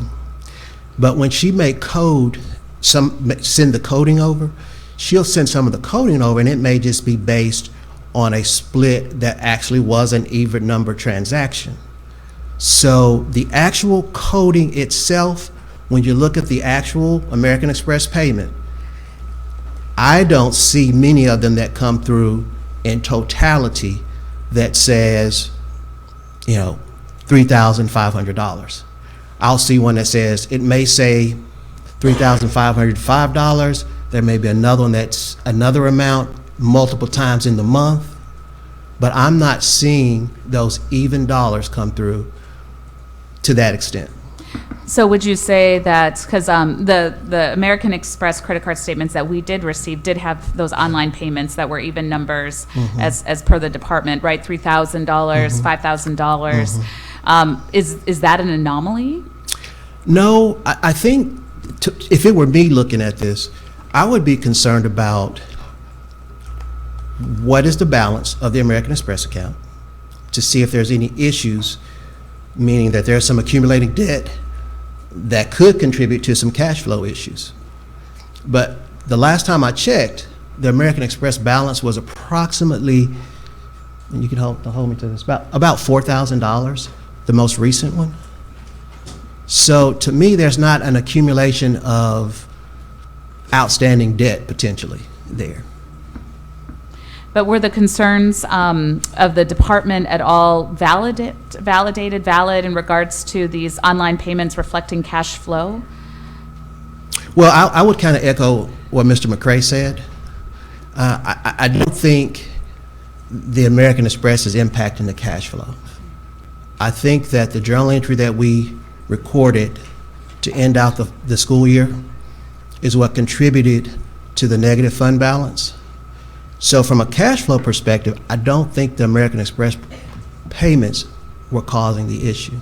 Because I'm just repeating what he just said, but they had two things to do. One, raise revenue because they knew they had an issue. And two, they had to manage the cost. And I feel that they've done that well. Thank you. Any additional, Ms. Chambers? But not for directed to him. Any additional questions for this specific? Otherwise, there apparently is someone online watching that keeps, I don't know if he's filling up your email box like he is mine, but I don't know if that's even appropriate if a person is wanting to make public comment, but they're not here to do so. Can somebody give me guidance on that? Ms. Davis, and thank you, sir. And I'm sorry, I just put a piece of gum in my mouth. That's okay. So sorry. The public comments that you receive here today, or any that has been written, we would give them to you if you've received them in your inbox. It's just no different than any other comments that you would receive. You can do with what you wish. Okay. If they're not here to make those statements, or it's not something that we can provide to everyone. I just would say it would seem that if we as the board are receiving these, but those, the covenant keepers and the ADE is not receiving those, that would seem, Right, I would imagine. Part discretion, yeah. Right, I would imagine you probably get lots of comments, not just about this hearing, but you probably get lots of comments to your email personally, and it would just be at that point, because we can't really take those as official public comments. okay, that's the question I had. Thank you, Ms. Hook. So with that, we will proceed with the next round of questions until they've been concluded and we're ready for a motion. So Ms. Newton, any additional questions? I had some questions, I think, that maybe are from, I'm not sure if it's for someone from the board or Dr. Tatum. Maybe you can help me out a little bit. What's the policy on who pays the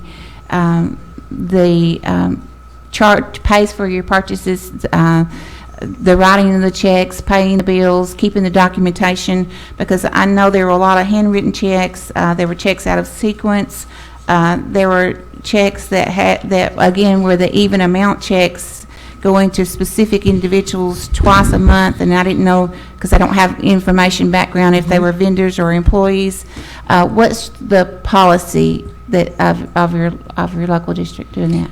Well, the policy is that we can't do anything over 10,000 unless it goes through our board, and we have a disbursement officer there. Also, ADE did bring to Mrs. Hill's attention about the massed amount of handwritten checks. So we wanted to rectify that moving forward, and I believe that has been. So that's pretty much the policy at Covenant Keepers. Okay.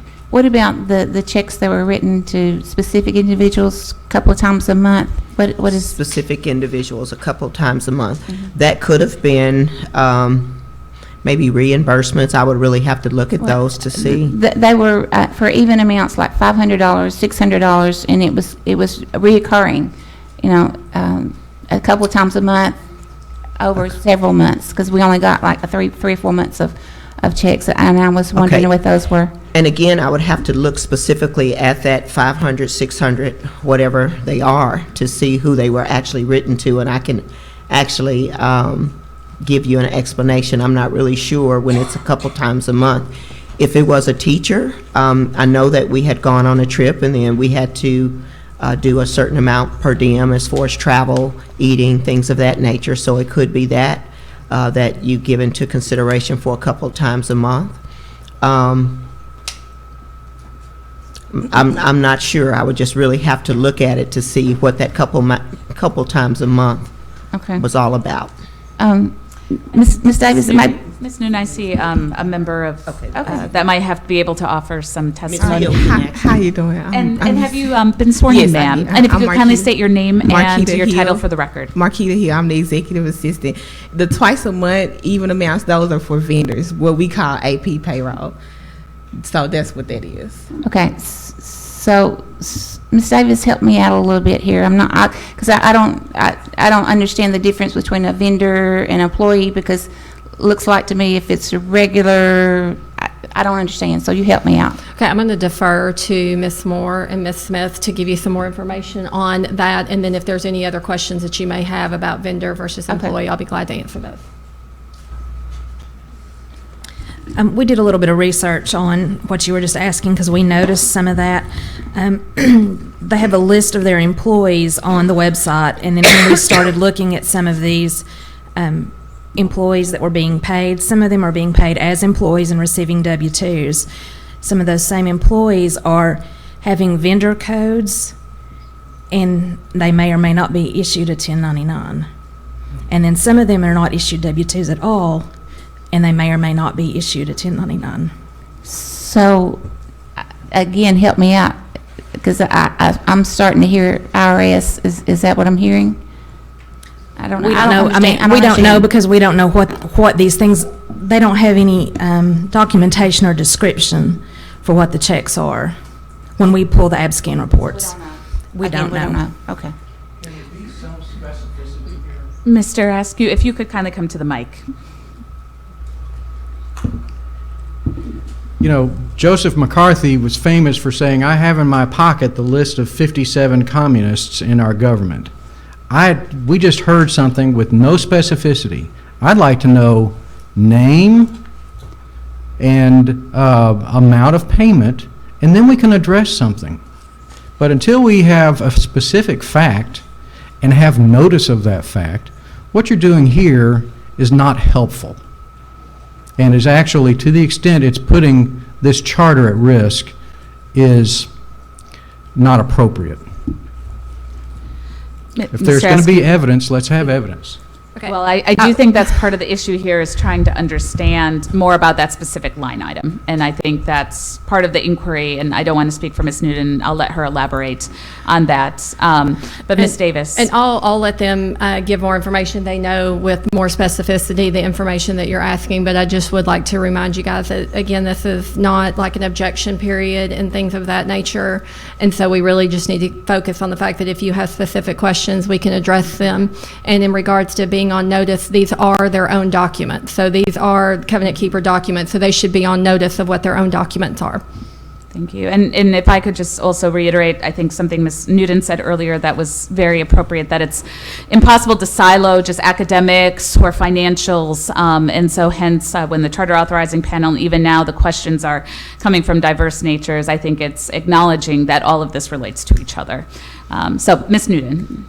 I mean, do you want to give a specific example? I mean, if you have some right there in front of you. I can give a couple if you would like. We have Rosalind Washington. She's listed as an employee on the website. In ABSCAN, she is not listed as an employee, so she is not getting a W-2. And in 2016, she was paid $21,228.03.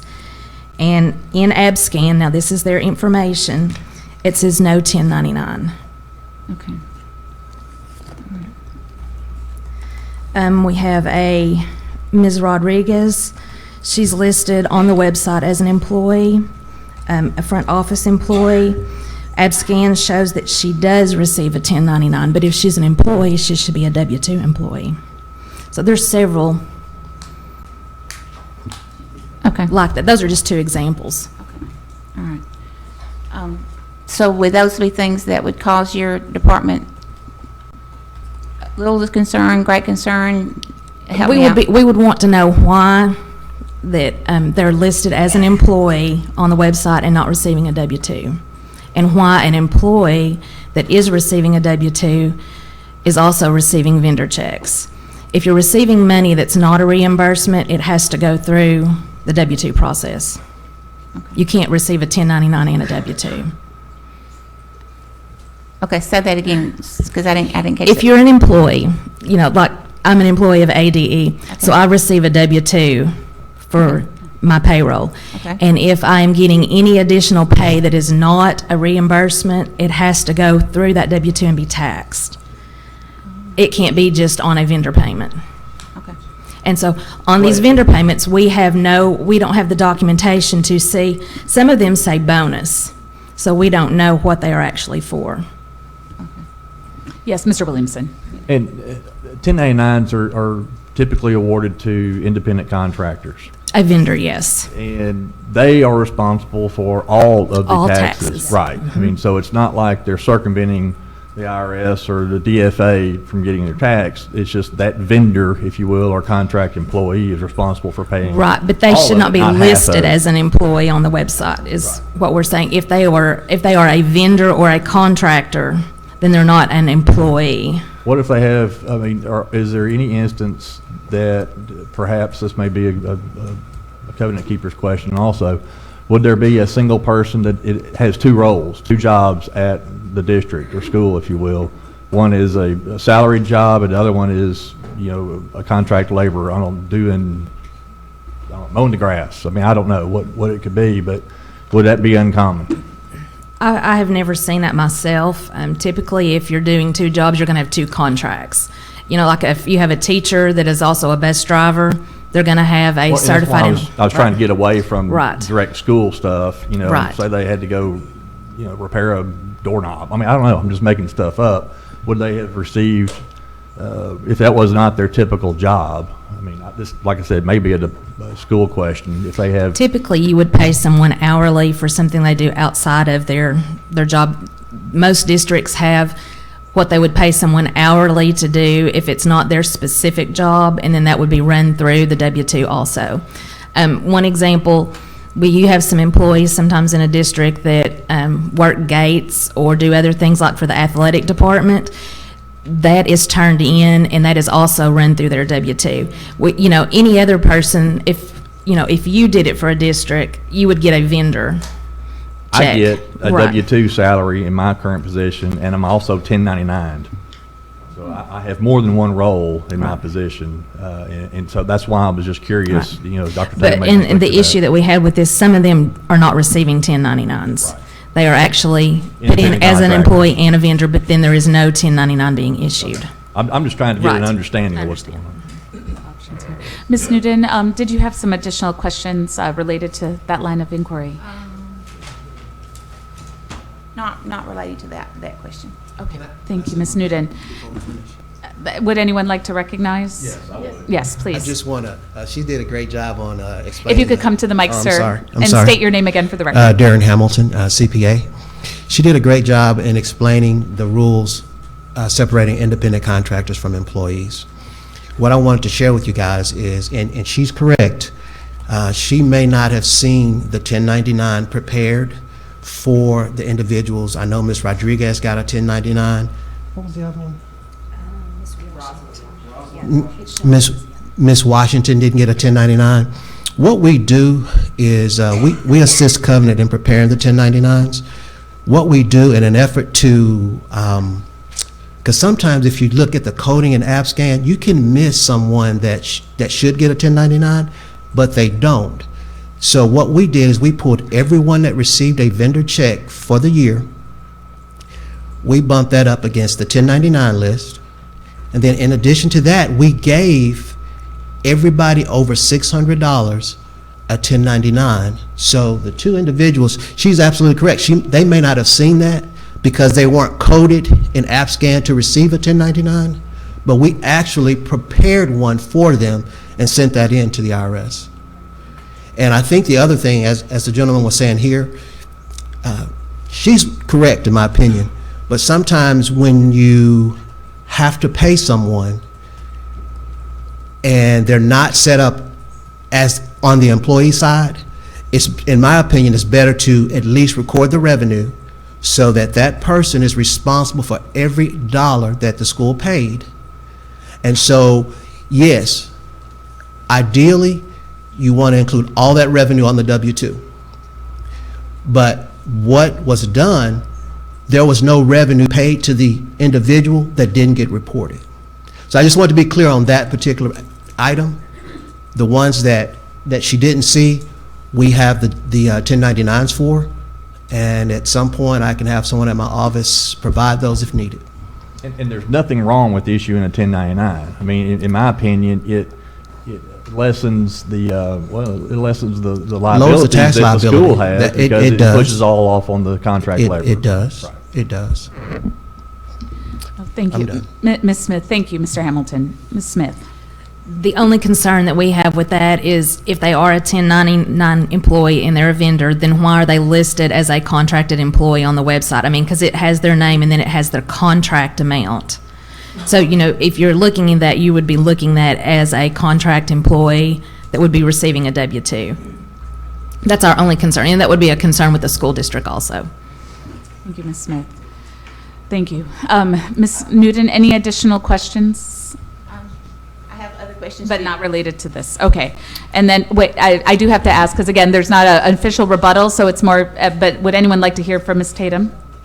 Yes, then Ms. Tatum, yes, you can be recognized.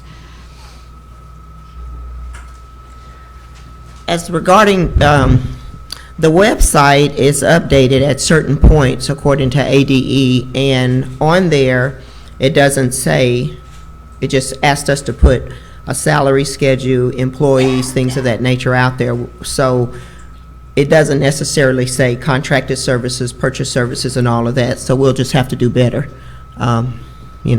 Just wanted to make that clear on a checklist that we receive. It doesn't necessarily break it out to that point. Thank you, Ms. Tatum. Mr. Williamson, any additional questions? Not it. Okay, thank you. Ms. Chambers. Dr. Barth? Yeah, and this actually, I think, goes back to why we're here in the first place, which is about academic performance. So I think maybe Dr. McKenzie is the right person. In your presentation, and thank you for being here, your presentation, first part obviously focused on proficiency, and I think you rightly suggested that proficiency is not the whole story, right? That we also have to look at growth. It is, though, the how we gauge, at least under the current system of analysis, the success or failure of a district, correct? Yes, that's correct. Right. And so I think we just need to, I think you were making the best case, obviously, for what's going on at Covenant Keepers, but I do think it's important for us to be reminded that, while the new post-ESSA world is going to incorporate growth, right at this point, we don't have growth incorporated in our analysis, and proficiency is kind of where we're at, correct? Yes, that's correct. And Right. I want to be clear, I'm not presenting the best case for Covenant Keepers. I'm not associated with the school. I come here as a part of my responsibility with the office. So I'm trying to present the clearest case so that you guys can make a good decision. Right. Proficiency had improved a little bit. It has been difficult with the past 3 years of transition. And the same thing with the growth data. It's been a lot more variable than I would like to see. So I was just presenting you with the best information that I have available. Yeah. And thank you. And on the growth issue, and this is really, you're more of a statistician than I am, but when you have a dramatic dip, and there was a significant dip in the overall performance in the school in 14-15, correct? That was the year In terms of growth? Really overall proficiency went down in 14-15, correct? And then popped back up. I think 13-14 was the big Was drop that the in back year? Okay. proficiency, and then growth did drop slightly in 14-15, from 13-14 to 14-15. Okay. So when you have something of a trough, and then you are trying to evaluate growth based on that, is it possible that when you have those ups and downs, that growth measures start to get a little tricky? Just walk me through, should we be concerned about, is the most recent growth numbers, are they actually inflated by the fact that the year before there was a particularly challenging year at the school? Growth models are always tricky.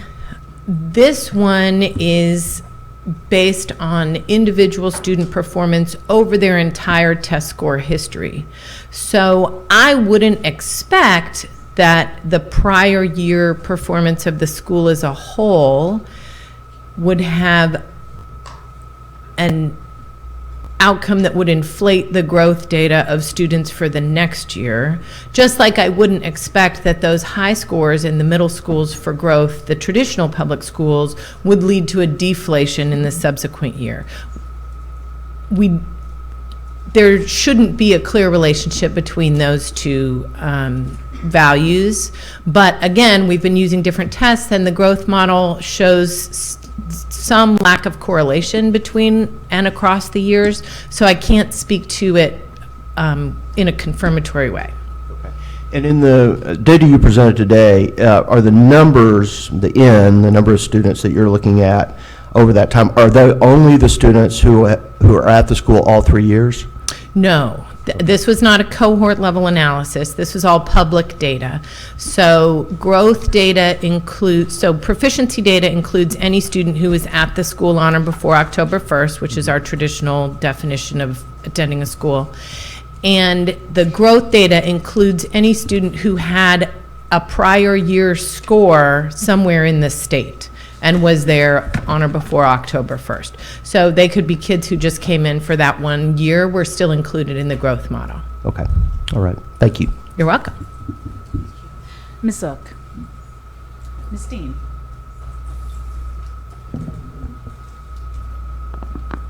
I guess I have a question for Ms. Tatum. Has there been concern from the Southwest Little Rock community and from the parents there at your school about anything as far as academic performance, any sort of issues? Have there been any issues that the community has raised? I have been really transparent. Ms. Joan Adcock, the City Director Adcock, can speak to that. I've been very transparent about academic distress and sharing where we are, what we're doing. And one thing that the team really put together that was so creative and so helpful this year was Eagle Chat nights. And during those nights, we shared our position moving forward, testing, all of those things. So there has not been a level of concern. Parents are still coming, and they're coming, not that academic distress is not important. Our parents now are seeking something different from within. And so that's usually the cry when they come to us, and it's not the academic piece. Not that it's not important, but they're looking for a completed package of that. And you haven't had any withdrawal of community support? Because from the documents that I've seen, it seems that you've had increased community support as time has come along. Yes, ma'am, and even with the revocation, the support has just been running our doors down. So that was pleasing to really see, hear, and be called to certain meetings to speak about our school, and again, being transparent about the fate of where we are as far as the academic piece, the financial things that were on the table. The governing board, it was just a meeting that I wanted to go to with city director on some to just really talk about what's going on. Okay. So it has really shaken Southwest Little Rock. Okay, thank you. Thank you, Ms. Dean. Dr. Hill. Is this a time for general comments to our board? So dialogue. If we could, let me just do it. I think Ms. Newton had some more questions. And Ms. Tatum, actually, before you sit down, I had a question for you. As I just try to wrap it all, I'm just thinking through process. No, definitely. And there is an opportunity here for dialogue. If we could just finalize any final remaining questions. I think we're about getting there just based on this round and less questions. But I'll go ahead and pose my question, Ms. Tatum, and then Ms. Newton, any opportunity, and if anyone else has any additional opportunities. And this may precede the revocation, although I'm definitely interested in the period since the revocation, since the conversation here is around academic growth, right? Yes, ma'am. And we have talked about financials. Can you talk about investment into academic growth? What sort of things have you done over the last few years? Because you even have talked about how your charter has changed, right? Acknowledging this isn't college prep. We're talking about serving all children. Can you talk about specific ways that you've been investing in student growth? And I would like my team to speak as well, because I believe they're the real experts that really push me to do the greatest things that I do at Covenant. However, it's really going back and looking at the goals during renewal and having those plastered pretty much before us, and really talking about those things when we have leadership team meetings and things of that nature. I tell you, Ms. Sharisa White with the School Improvement Office, I get chill bumps speaking about her. She has really, really been our anchor this past year. Dr. Weil has just been amazing as well. So I really believe they have given us that stretch of focus that we didn't have because we had so many other things that we were trying to do in the wraparound services. So we've had to look at assessment. We're really helping our teachers look at data and really disaggregating that. One of my professional growth plans was to really learn tests. And I wanted to use tests as being credentialed. I really wanted to use tests in a way that I could really have conversations with my teachers that were non-adversarial. Because usually when a building leader or principal or something go in to a classroom, it's already a shell shock. So I really start working with my teachers to let them know how to upload, to get the training, things of that nature, so they could be transparent about what they were experiencing in the classroom and how they really wanted us to really support. So that was some of the things that I did. And also, I really have to say, going back and looking at leadership, really making some changes, some shift there. So honestly, I could be the loudest voice in the building. And then Ms. Jones. Jenna Jones, Internal School Improvement Specialist and Data Coordinator for Covenant Keepers. Something that really shifted in the building this year was becoming more of a PLC-minded school. Whenever our teachers got together, we really trained them to look at the data from assessments going on in their classrooms. With the help of Sharisa White, looking at working together to look at the units that we had with Engage New York and Expeditionary Learning for ELA and math, and to work with the teachers to develop the pre-tests that would be used to determine where are our students when they're beginning these units.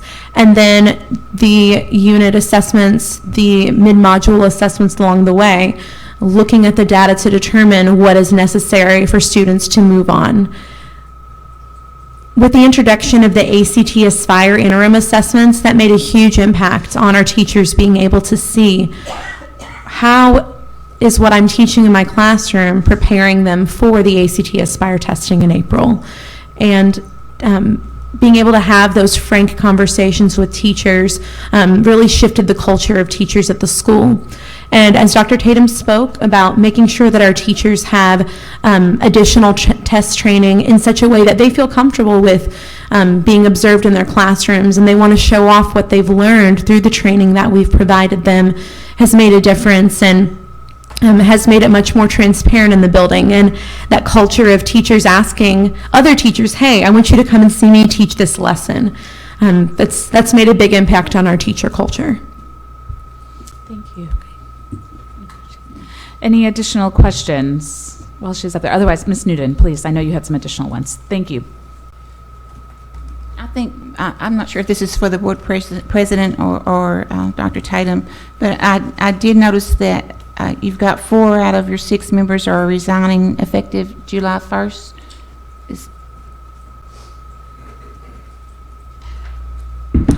And those 4 out of the 6 is more of a support staff, not teachers. So, a board, okay, sorry, school board. Okay, I'm clear. Yeah. I hear you. Okay. So much information. If I may, Dr. Yeah. If you could speak into the mic and Dr. Tatum won't tell you this, but if you could again speak into the mic. Thank you. Dr. Tatum won't tell you this, but I'm going to tell this on her. Her grandson has been at Children's Hospital since Friday night, and Dr. Tatum was there until about 2:30 this morning, and has been there the entire weekend. So please excuse if she answered the wrong question. Dr. Tatum, I'm so sorry. I hope he's doing better. And Yes, I'm as a, waiting to go over there. He's Well, right at ACH. yeah, just right across, yeah. But as a grandmother, I know where your heart is. Yes, ma'am. Yes, ma'am. Thank But you. The question was about the board members that are there was 4, I think, out of the 6 that are leaving. Is that correct? Yes, ma'am, and that is due to having conversations about their longevity on the board and really feeling like their time is up. They've gone on to other business ventures and really wanted to just step down and see how we could do as for some other board members coming on with a little more expertise. And I'm not, again, I'm going to tell you how much I don't know, so I'd like for you to help me out. How do you, what's the procedure for getting replacements for those board members? They are appointed, and usually our other board members search out and get those individuals. So I think in our presentation, we've given you a list. So those are members from that will be potential board members. Our other board members that are leaving selected those. So who will appoint the new members, I guess is my question. The board president. Okay. All right. And then you mentioned just a little bit about the staff that was leaving. Do you have any core teachers that are not coming back next year? We have 2 positions only, Okay, and what are those? science and, in the math, science and math. Which math teacher was? 'Cause I'm remembering some of the ones that I saw. The 6th grade, taller lady walking the hall on your left, I believe. Okay. And then the science, which was around on the block, she was 7th and 8th grade. Okay. Mhm. All right. Okay. Thank you, Ms. Noonan. And Ms. Noonan, are those your final questions, or would you like to address some others? I think at this time, because we're rounding off, I think some of the questions, if you have some additional questions, Ms. Noonan, I would invite you to ask them. Okay. Thank you, Ms. Tatum. And our thoughts and prayers, all of us. Absolutely, absolutely.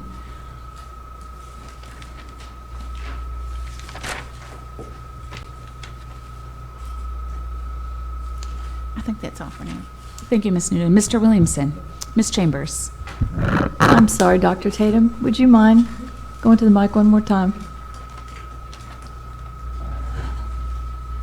So this morning's been very helpful in terms of teasing out a lot of good information, a lot of fact. But as best I can tell, there haven't been any specific red flags either on the academic performance, things you want to do better, things you need to do better, but no red flags there, or specifically to any financial questions that we've posed. The red flag seems to be the gap between questions that have been posed over the past few months that were unanswered. The red flag is this gap of, or lack of connection between questions posed and answers provided. And that may be for a number of reasons. Maybe there are procedures that you would want to tighten up internally. Maybe there are things that we could ask for differently or in a more timely manner from an education perspective. But the question is, if your charter were not revoked, do you have any suggestions or reflections on what you and your administration would do differently as we go forward, so that we are, because this almost feels like a relationship issue. It almost feels like we've backed up. There are two sides to this, and we've got this void between us. So if you were to offer your ideas on how we would do this differently going forward, do you have any specific suggestions?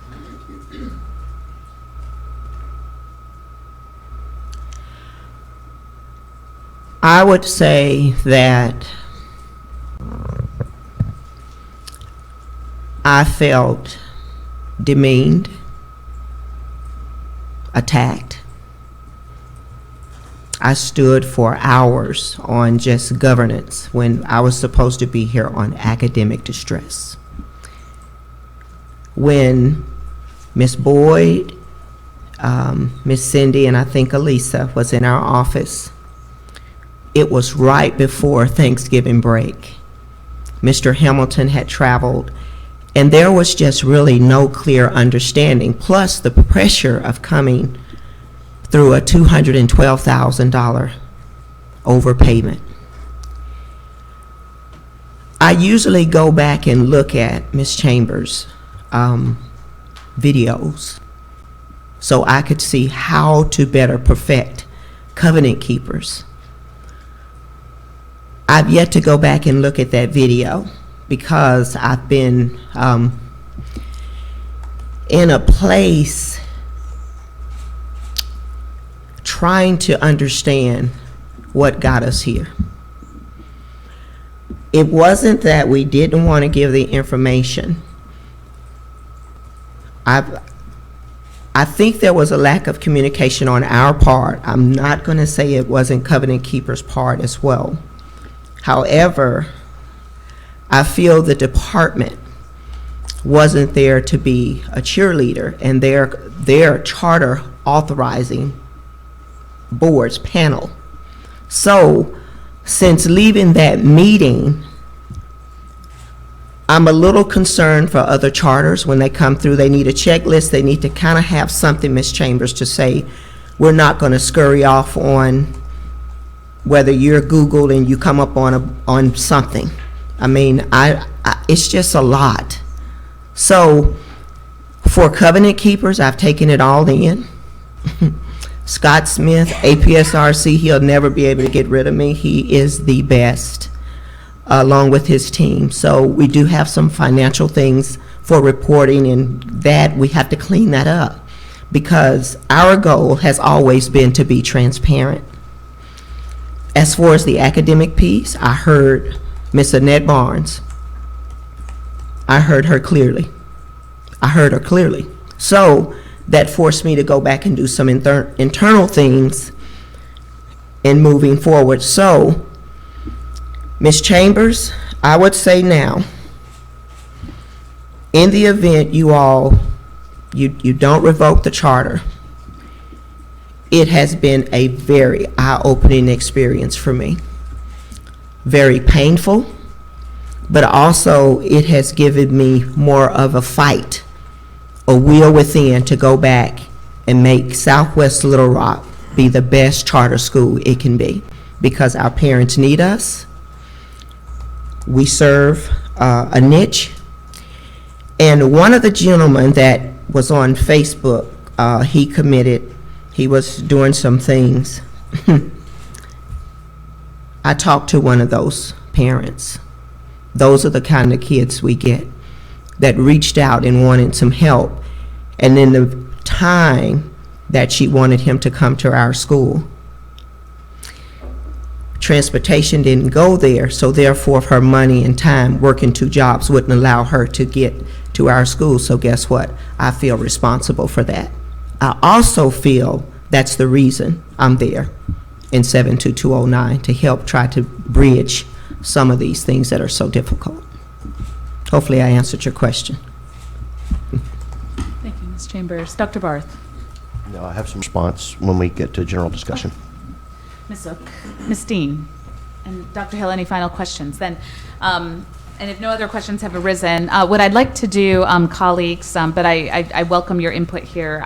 Lunch is ready, but I would like to see if we could enter into discussion to see where the level of consensus is, because if there is an opportunity to offer before a lunch break a decision in motion, obviously folks have been here this morning. Is everyone in agreement with that we can at least start off the discussion, see where we are sort of at, and if it merits more, obviously we're not going to rush this. And then I would recommend that we take a lunch break and give us the opportunity of coming back and having additional discussion. So with that, Dr. Hill, since you were so kind in posing that we have discussion, could you get us off with some additional thoughts or some initial thoughts, please? Comments, yeah. I just want to share some experiences, being that I've been sitting in a private, underfunded position, such as Dr. Tatum. And I want to address something as we think about if you travel a lot, and I just want to share this from a personal experience. I'm not saying, it's right or wrong, but I know it can happen. And back to the CPA, if you're traveling and you have your American Express card, and you know that amount is going up there, and you got some revenue from some expenses that come in that you've been refunded for, and so that money's come in, and so that money's coming here because the American Express card has your name on it, is that you're with that organization. And when I was working at the University of Arkansas, so one reason you see those 5,000, 3,000, 3,500, because you may get a reimbursement for an expense that went into your account, and then you take that and you will pay that on the American Express. So, and you do that in full whole numbers. So if you see a 5,000, 35, I've done that for years. So I wanted to make sure that was put out there so we can understand. That's not, when you said anomaly, it was standard operating procedure for me in doing that. And so but as the CPA said, then you reconcile those, based on those accounts. And I just wanted to make sure, as you were asking those questions, that's something that I know for the person who recruits a lot, travels a lot, even though the American Express card has an unlimited, sometimes you can go high, but you realize if you hit 25,000 threshold, you need to pay something down on so they know that they can have them. So that was a situation. Then that was just something in my mind. And I think as I sit here, I mean, this is strictly, we can't talk to each other, and from a board standpoint, I think if being in that same situation and going through audits and all those things, I think if we have a financial concern, which I keep hearing, because as we go back to the questions that we've asked over and over, the meeting went from academic to finances. But over the last 4 or 5 years, there were not anything that brought up those concerns. And I just think if we do have that concern, then, or we have a concern of the board, we have a concern of finances, the same assistance that we're giving the academic distress to work through the process, we need to give that same type of assistance to make sure that with the board training or additional assistance, because what I'm hearing, and that's why I wanted to make sure I had a historic perspective of all of this, is that we had a history of academic distress. Then we had a team that was assisting Dr. Tatum and her team to pull that up. Historically, I haven't seen us do that same thing from a financial standpoint, because it just became a spike item. And I think if that's a concern, then we're not, as we want to make sure that we give them that opportunity to make sure that we're giving them the professional development and expertise, just as we have in the academic arena, which was the reason that she went to the meeting originally. So if you're looking at 4 to 5 years where you said there hadn't been a negative balance, and then for whatever reason, an overpayment balance, but now we have a concern, okay, well, what's your board makeup? How are you doing this? Well, I think we should say, okay, this is what we want to see, rather than saying, well, we're going to revoke your charter in one instance. And it wasn't about that. And if it was, I wasn't here. And that's the only reason I kept asking those questions. So those are my comments, being that I have sat where a accrediting body and asked those questions that come, and I said, that's not true. And here's the information. And I think that's what you're saying. Okay, communication has led, a lack of communication has led to this issue. And if there's a way around it, I mean, because I think there are 4 quadrants in education. I always look at number 1, feeding kids physically, which I think is huge. Secondly, feeding kids socially, which is huge. Third, feeding kids emotionally, which is huge. And fourth, making sure our kids learn academically. And I think if you're telling me, okay, academically, Ms. Zook, Ms. Newton, there are improvements there. And we have those other quadrants that Ms. Dean has referenced from a community standpoint. And if we need to improve on those other areas, I think that's where we need to place our emphasis and our attention. But to have a school in 1 year, give them a 3-year, look at a trigger because of a financial, and then recommend a revoked charter, well then really as a board, that's why I'm asking, did we do due diligence the last year? I mean, those are questions that I think that we have to ask ourselves, because the board gave 3 years last year, not them, not the other organization. We did. I wasn't a part of that, but we did. So when we did that, now we're coming, and that was for academic distress. And I just think those are things that we should take into consideration as we make a decision. And those are my comments and those are my thoughts. Thank you so much, Dr. Hill. And just a point of clarity in making sure that I'm understanding as well. The charter authorizing panel did recommend 3 years, and then we approved it. Okay, that's what I meant. So, I just wanted to clear. And then the other, and maybe Ms. Boyd or Commissioner, you can clarify. My understanding with Mr. Rogers and their efforts of outreach, it was related to trying to offer financial assistance. Is that correct? So we do have the ability to offer financial assistance to a charter. Is that correct, Commissioner? Any school, any district, we are there to serve and provide. Sometimes it's at their request. Sometimes the charter unit identifies areas or requests that come in. So we do offer those same levels of support. Well, I guess that would be my question then, Chairman. Was that a thought process that we should, that once that revoke came, that should have been a next step? Was to offer, well, my understanding, and maybe, again, Commissioner Ms. Davis or Ms. Boyd may want to add in there, but with the charter authorizing panel, my understanding was efforts were made in the lead up to that panel discussion in terms of getting this additional information to determining if financial assistance, Okay. is it what they required was assistance, technical assistance from the department, or was this other financial issues that they needed to dig into? And I think that gets to the communication piece Right, of Ms. Chambers, was them not maybe getting the information they need to determine even what their recommended suggestion was. And it seems that in bringing it to this level, more of that information has come to light. But there was, and it's been acknowledged, I think, on several levels, including with Covenant Keepers, that the information wasn't there. But I did want to clarify in that, and I apologize if I misunderstood from your comments. I just did want to clarify, we do offer and have the ability of offering financial assistance to charters, and that's part of what Ms. Boyd's unit Well, I guess does. it determine. wasn't a question. It was that if we think they need it, it's kind of like academic distress. We assign it. Well, and that may be something in regards to a motion, and maybe that's Okay. where you're getting Right, to. right, When we right, make a right. motion here, that might be within the realms of options potentially, but Ms. Boyd and Ms. Davis, I see jumping up. I may be inaccurate in suggesting that, but that may be. So Ms. Davis. Commissioner, did you want to go first? Well, just to point out that they receive assistance from other organizations as well. I think APSRC is there, provides fiscal support. You heard from Mr. McCray today. I mean, I know they are engaged with Covenant Keepers in providing assistance, but to what degree, to what level, I would have to leave it to them to answer that. But we try to work together with those organizations. And we're comfortable with who they're working with. I guess Sure. that's Oh, yes, that, sir. Yeah. that's Yes, sir. Yes, Ms. Davis.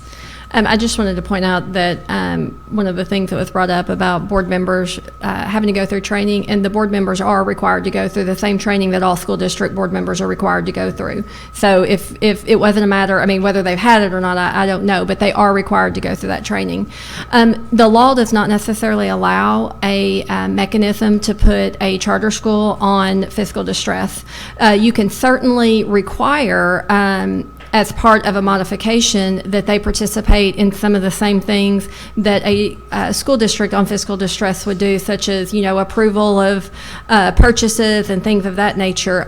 The thing would be is that because there's no law that says these are the requirements and obligations of of a charter school in distress, there's no label that if they don't fulfill that, or it doesn't work out, it doesn't change the circumstance, then you're right back here with revocation. There's no takeover, so to speak. Traditionally, those charter schools have been closed. But we can highly recommend.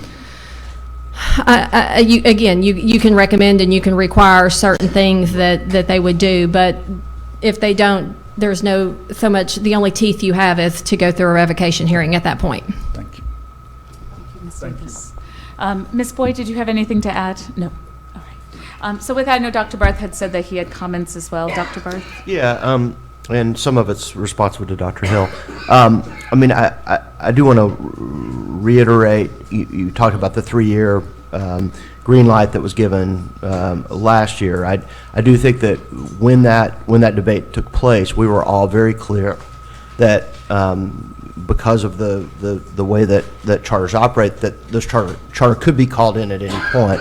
And I think we were all very, very clear on that. And in particular, there was a lot of concern voiced at that meeting about the perpetual academic distress status, really going back to the start of this school.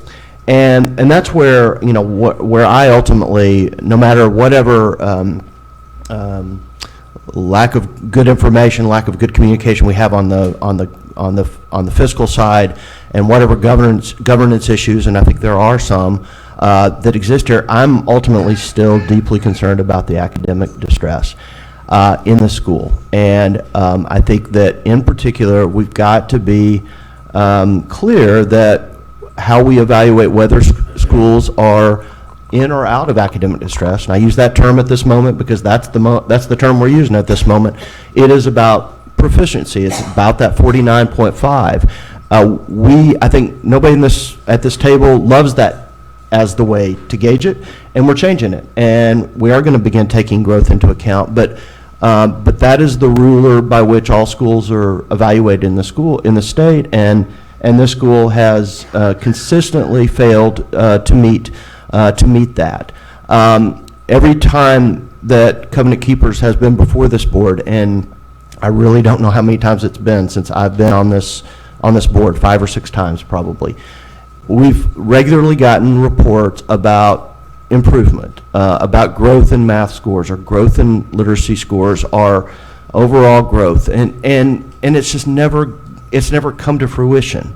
And I know some of that is unquestionably the student population that Covenant Keepers has served, and I get that, but other schools do serve very similar student populations and do reach achieving status, and so I'm just fundamentally concerned about that. And I reach a point where I just think that there is something systemic here that is holding back the school's ability to serve its students as fully as it should. And I think that the school has never, in my eyes, made the kind of investment in a real academic leader who could really pull that together and make it work make it work on all cylinders in a way that actually serves the students who deserve a high quality school. And so I've continued that's why we're here today, and that's why I've still got real doubts about whether we're not going to be here in a year, no matter how much better communication is and other things. Additional comments or discussion from the board? Dr. Hill. Can you define for me what you perceive to be a high academic leader? Because I think that's where we're on different sides of the tables because you obviously are looking strictly at the academic piece. And Dr. Barth, I truly know that's important, because at the end of the day, student learning is why we're serving on this board. Okay. But if we close this school, can you say with good clarity that these students are going to be placed in a high academic achieving classroom, that they're going to achieve under the perceived leader that you say that you think that Covenant Keeper should have, that's going to happen by August? No, I can't assure that. All right, so that, to me, then, we are, as a board, closing a school because we think that's, as a board, we have that responsibility. And we're thinking, okay, we're going to close this school because this institution does not have the perceived, and I can't speak for everybody, I'm just rebutting your discussion.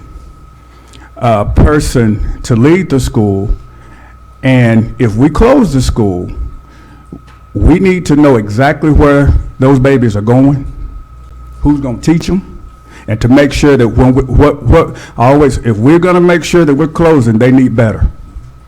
Because just to say we're closing because I'm concerned, and if they're not getting better, we haven't helped the situation. And God knows we have that responsibility to do that. I'm not saying it's right or wrong, but these are things we have to think about, because when you close a school, all right, and I've been to the school, and I know that the parents love the leader for that reason, and for those parents, if they don't get that leader, those babies may not go to school. And I just think, I'm not saying you're wrong. God knows. If you think that, forgive me. That's not it. I'm just saying, when we're making decisions that affect the school, if we close something, we need to make sure they have some equivalent or better. And if we don't, we have a responsibility to make sure that happens before we say it's closed and everybody go home. That's not right.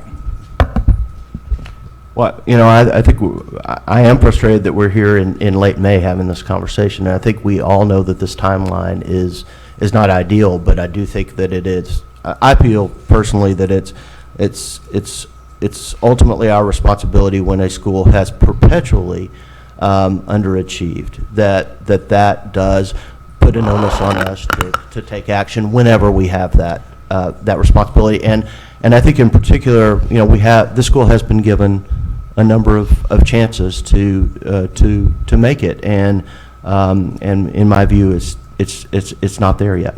Well, that's why historically, I think I asked those questions about, because you're dealing with more history than me. I'm only dealing with 10 months, and obviously you're dealing with several years. But still, we are, as state board, responsible for the decisions that we would make to affect these students. And this time last year, and I don't want to get caught on the 3 years when I'm not saying that as to be negative. But the improvement piece that we have seen, and the peer evaluations of the other schools, or the sister schools, are very similar as far as what they are. So I'm kind of lost that if I was sitting here and said, okay, the sister schools are at 55%, and Covenant Keepers is at 35%, then I think that would be, relative speaking, understanding the population of people that we're serving. If you're going to have a high academic achievement school, and it may be that I was at Arkansas Baptist and you at Hendrix, I know the student population that I have to serve every day, and I have to serve the poorest kids in the United States of America. That's from experience.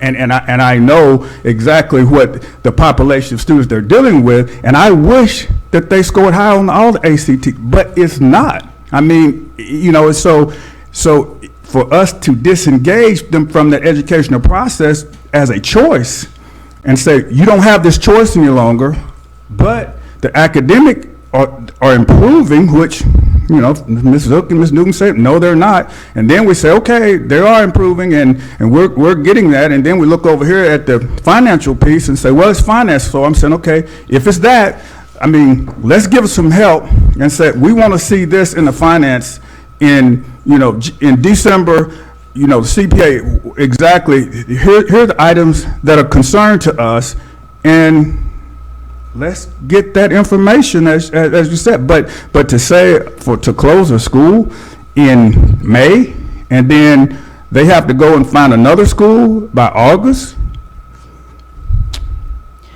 Madam Chair, Yes, Ms. could I Newton. ask Ms. Boyd what options would be open to the parents and students? Of course you may, Ms. Newton. Ms. Boyd, you are recognized. Thank you, Madam Chair. At this point in the year, of course, the students could go to the schools that they're zoned to enroll in Little Rock School District. And then also, there are a few schools, charter schools, that are not at capacity. The one that comes to mind right now is Little Rock Prep. They recently were removed from academic distress, so that means they are doing a little bit better. And then, hold on, let me pull up the schools.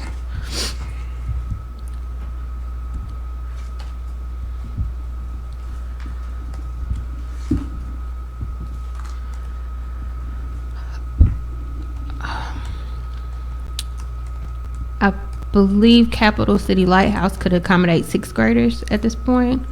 That's not, I mean, that is in North Little Rock, but it's close.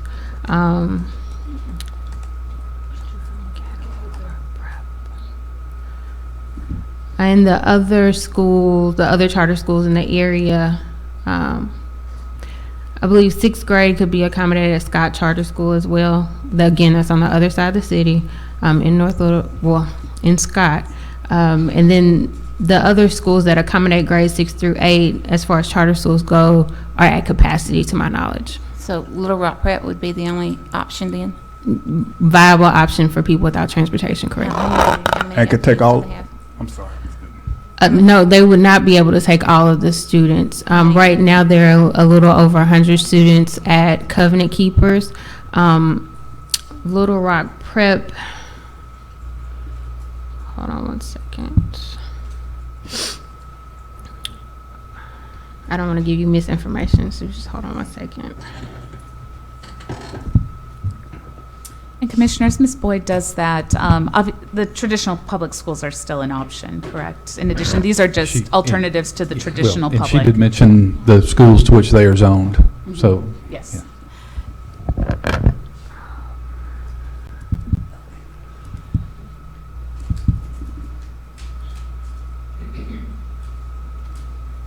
I'm really close. Okay.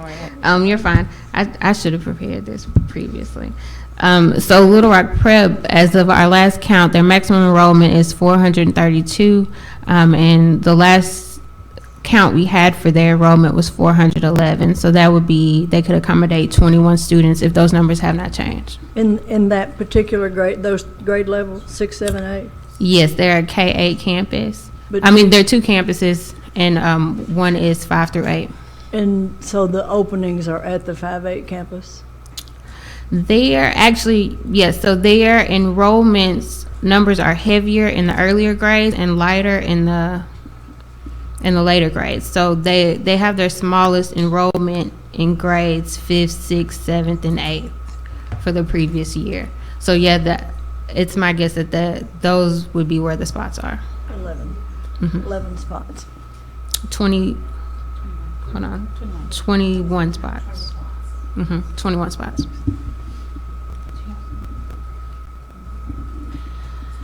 Additional comments or questions? Yes, Ms. Dean. I'd have to echo a lot of what Dr. Hill has expressed for several reasons that I've been listing things as we've gone through. I went back and listened to the Charter Authorizing panel video. Ms. Teresa White spoke, who is their assigned person there at the school. She believes they're doing much better academically. They're making progress. The information that was given us today proves that they're making academic progress. The growth is there. They're not going backward. They are moving forward. The issues that were brought up about whether or not she was on the board of City of Fire, Community Development, or if she was on the board of Covenant Keepers, that was all taken care of and explained and proven that she is not on either one of the boards, if I'm correct.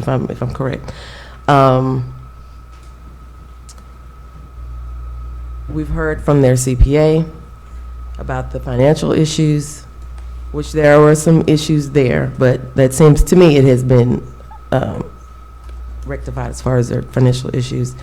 And the fact that they serve a very particular niche in their community.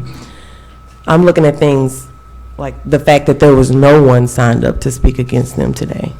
No one signed up. They've not had any outcry from the community to say, close this school down, my children are not being educated properly. We have issues with their academic performance. They wouldn't know about the financial issues, but if anything, they would have a complaint about how their children are performing. Haven't heard that.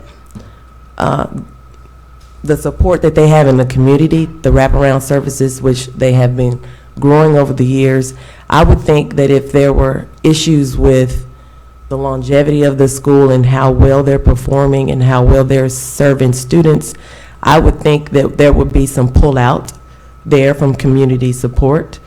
There has not been. If anything, there's been growth in community support, which tells me that the community believes in this school's ability to educate the children of the community. The fact that they have had a positive legal balance from 2009 all the way to 2015. He gave us the numbers: 122, 13, 42,000, 65,000, 89,000, 80,000, 108,000. The fact that they've had a positive ending balance all of those years speaks positive to me as well. They had the issue with the overpayment. They paid it back. The miscellaneous revenue issue, as far as them having money coming in from community supporters, that is a common occurrence, as we found out, with charter schools, private funding. It's actually a common occurrence with public schools as well. I just wrote down several different things, and I didn't, and I have to agree with Ms. Chambers, I'm not seeing any red flags that say, shut her down. If anything, I have to agree with Dr. Hill. If they need some, I would, this is what I'll say. I'll say, I think, Dr. Tatum, you should take advantage of all of the assistance you can get when it comes to dealing with your finances. And as you mentioned before, being a lot more diligent about what you post on the website when it gets posted. The bookkeeping, you have to tighten up. Something that my parents, my grandparents always told me, sometimes we have to go above and beyond what's expected of us just because. Sometimes we just have to do that. Even though that may not be expected or it may not have been on the list, give them extra information. Just throw in some extra information, give them some more, so that that's not an issue that you have to deal with again. So in my opinion, because of all of these things that I've just said, because they serve a particular niche in the community, because of what Ms. Newton, the questions you just asked about, and Dr. Hill, about where would they go? Where would they go? I live in 72209. I can't drive my children to North Little Rock. It's not possible. I'm doing it all by myself. And a lot of these parents are single parents. They're single moms like myself. We cannot get up, get everybody ready for school, get them to school in North Little Rock, make it to my job on time. And I only work one full-time job. Some of these women, some of these people work more than one. And I'm thinking about Little Rock. Little Rock Prep is in a whole nother zip code as well. That's 72206. That's not as far as North Little Rock, but that's pretty far. And then we look at the schools where they're zoned. That's an option. Those schools are performing basically the same as Covenant Keepers. Covenant Keepers is actually beating a few of them out. So if we close Covenant Keepers and then send them their best, probably I would just say the best option, the best scenario would be for them to just go to the schools where they're zoned, where the growth is actually lower than it is at Covenant Keepers. Covenant Keepers has the highest percentage of growth. It's at 80-point-something%. All the other schools that they're zoned at is 79, 78, blah, blah, blah. So with all of these things said, I don't believe we should revoke it. If anything, like I said, Ms. Tatum, Dr. Tatum, I would suggest that you take advantage of all of the assistance you can get as far as in the financial aspect of things. But I cannot see, it does not make sense to me.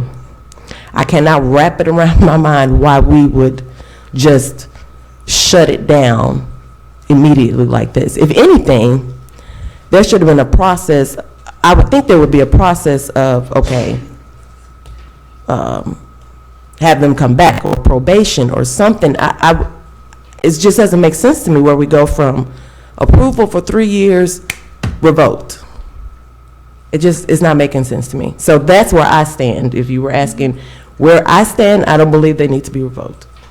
Thank you, Ms. Dean. I saw Ms. Newton pull her mic. Ms. Newton. Just a question, and I think we all agree that there needs to be more, they need more help. they need extra input, would an option be to put them on probation for a year, give them the help that y'all are saying, and then come back in a year and look at it and see if we have any improvement in academics? I know we'd be looking for improvement, but this would be 2 consecutive years of a test that we would have data on if we waited one more year. And then give them the extra financial help, give them the extra help in administration and different things that they need, and then look at it earlier in the year, next year, maybe January, February, that would give those parents time, if things didn't improve, to find a good alternative. Would that be a acceptable compromise, or however you want to state it? What would you think about that? Thank you, Ms. Noonan. If I could actually just ask Ms. Davis, I know at any time we can ask them to come back and give a report. And so something like a motion that talked about coming back in 1 year to report so that they're already on notice, I could say. I don't think there's an official status of a probation, but if you could clarify to Ms. Newton's question, just as we discuss. Sure, you can place a charter on probation. Okay. I would advise you to give the specific terms of probation, whether it's academics, whether it's financial. I know that, again, because we don't have a fiscal distress mechanism for charter school, that while we can encourage them to follow some of those procedures that our school districts would, that's going to have to be something that you're going to have to set for them. So that way there's no questions when you come back whether or not that they have met your expectations. Could it be both academics and financial? For probation, you can. Okay. Like I say, Dr. Barth had a question for you, Ms. Davis, as Yeah, well. and I'm not sure when would the corrected data be available? Because, my fear is we're back here I know. and with the same situation at a bad time of year for parents and kids. And Ms. Barnes is going to come up here and speak to that. Retirement's not coming soon enough, is it?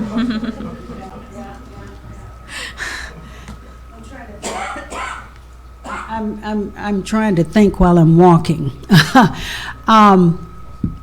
I don't have the timeline in front of me. I do know that the data for the 17 assessments should be coming back very soon, probably around end June, early July to mid-July. But now that would be raw, of course. And so I don't know. I think we're looking at, if I remember correctly, it would probably be, let's just say, around October as usual, before you would have completed, even though we're supposed to get it back earlier, of course, we need to allow for transitions, we need to allow for processes. And so let's just go to about October for a clearer picture of whether or not all is well and being sustained. In my mind. Thank you, Ms. Barnes. Any additional process type questions? Otherwise, we welcome discussion on Ms. Newton's question to the board. I just want to, Commissioner. Thank you. Is there a formal timeline for school termination? I mean, rather than where we find ourselves today, as far as,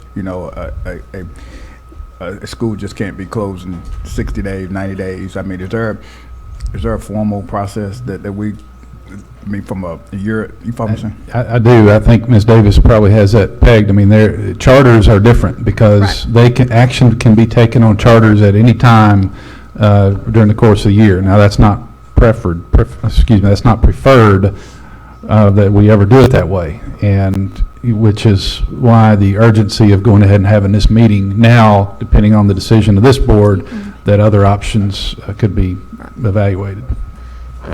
And our rules do allow for a dissolution of a charter, and that, like I said, it can happen at any time. And generally, when a charter has been revoked, it has been given either a specific time frame, could be immediately, could be at the end of the year, something of that nature. So there is a procedure for the transfer of assets and handling the students and notification. And Ms. Boyd, are most of the lottery drawings, if a parent chose to stay in a charter as opposed to going back to a traditional, most of the lottery drawings are held in February, March, is that correct, or is it March, April? That's correct. It's February, March usually, and all of the lotteries that needed to be conducted have been conducted. Okay, thank you. Yes, Dr. Barth. So for Ms. Davis, so if a motion would be in order to have a date certain for a closure that's not immediate. If you are going to revoke, then the motion would be either to revoke immediately or at a time frame. If your motion is not to revoke the charter, then there would not necessarily be a time frame for that. But if it is to revoke, then yes, it would be a time frame. I believe that the charter panel decision was to revoke by June 30th. Can it be pushed out further than that, or is that inadvisable because of fiscal?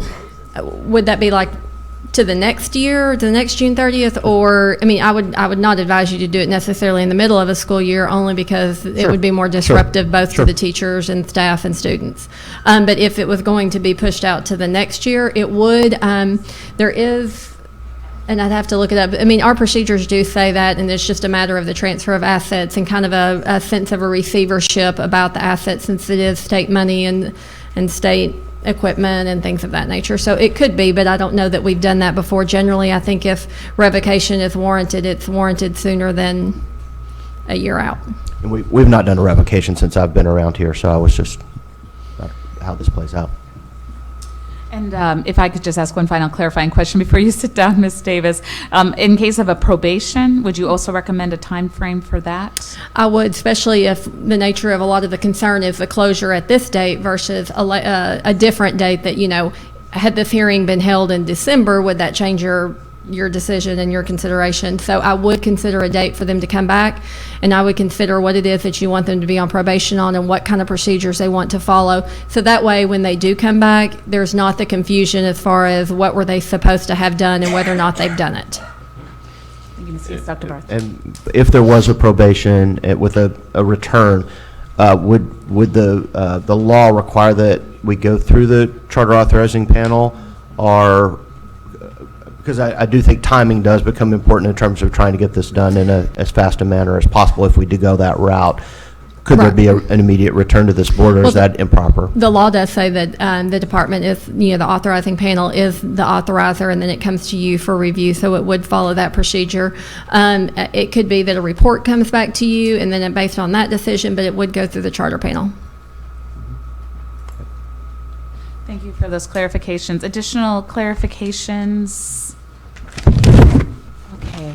And Ms. Davis, as a point of order, I know we've had Ms. Adcock stand up, maybe wanting to make public comment, Ms. Tatum maybe offering some information. At this point, I know we've been in discussion, so it's really if my colleagues want to hear any final comments. Is that correct, Ms. Generally, Davis? at this point, if you have any public comments, it's 3 minutes per person for you to entertain public comments. Okay, and so that's the realm in which this would be, that either of them. So I guess to the discretion of my board, I've seen some hands, both from Ms. Adcock, Director Adcock, as well as Ms. Tatum. Would the board like to hear these as final? So with that, I saw Ms. Adcock first, Ms. Tatum, and then Ms. Tatum, you. So both of you all are recognized for 3 minutes. If you could just kindly state your name for the record, please. My name is Joan Adcock. I'm a Little Rock City Director, but also I serve the City of Little Rock as a liaison to the Latino community. So I'm here today. I want to speak to you for the parents of these children. Have you ever had a woman look at you and say, I want you to help me give away my children? I have. Have you ever been called because some mother is in jail in Benton and she's got 5 children at home? I was. She went to the doctor because she had a back injury, because she held down 2 jobs. And while she was at the doctor, he prescribed a medication that had a narcotic in it, and she went to the pharmacist to get it filled. The pharmacist called the police because they said that it was a false prescription, because it had not gone through the database that the state has. So the police arrested her, kept her in jail all night. Her 5 children came home from school, and no mama. They didn't know where she was. The next day she went to court, and a judge in Benton said, "Did y'all call the judge?" And the answer was, "No." They called, "Did you call the doctor?" They called the doctor. And he said, "Gee, I forgot to put it in the database." Before she left court, immigration was there. She was on a list. She was taken that night to some place that no one knew. I have found out that immigration will answer any question for an elected official. She was taken to Lonoke County. 2 days later, she was taken to Louisiana. 3 days later, she was deported. Never seeing her children again. We fed those children for several days. They went to Little Rock Public Schools. Those children are U.S. citizens, and their mother is gone. We made arrangements for a grandmother to come and keep those children. They went to Mableville Junior High. They went to J.A. Fair. They went to our schools, but they're gone. If you think some mother who is undocumented is going to take her child out of a safe school that Covenant Keepers is and send them across town or send them to a big school that she sees impersonal to her needs, they're not. They're going to keep them at home. We are going to lose children because of this move. They feel safe at Covenant Keepers. Go there to their night programs. You see the parents coming, parents who cannot speak English. And then you see another person over here that speaks English sit beside them to translate for them. This is what Southwest Little Rock is. In Southwest Little Rock, we have around probably 10 to 12,000 Latinos. We're trying to work with them on trust. In one of my meetings, I had an FBI agent come. And of course, he had on a suit, so I asked him who he was and what he wanted. And he was an FBI agent sent to Little Rock because we had crime in the Latino community that was not being reported. And he was here to see what we was doing about it.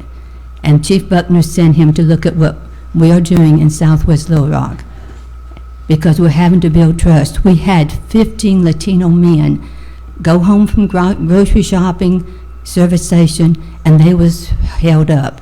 There is a lots of crime in the Latino community. There's a lots of fear. Please, you don't know what these children at Covenant Keepers go through every day, just going to school. Mama going to be home when they get home, daddy going to be home. These children, these 5 children, their father was deported a few years ago, and they never heard a word from him after he was deported.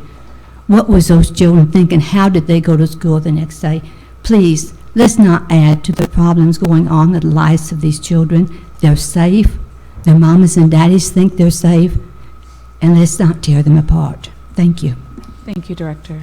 Ms. Tatum, you have 3 minutes. I would also plead with City Director Adcock. If you put us on probation, that only sends another negative term. That only sets parents again at a thinking process, where am I going to go? I'm asking that, board, you all allow us to rest. As I said, APSRC can't get rid of us. I will ask Scott to work with us. We've been transparent with them. And Dr. Barth, to your point about a leader, I have shared with my staff the need to leave the school. To note, I've been trying to leave 3 years. I've had to come back because there's been internal leadership issues that I've had to work through. I came back fully this year. I will go back in the event you all not revoke the charter. I'll go back 1 more year. But I've asked Scott Smith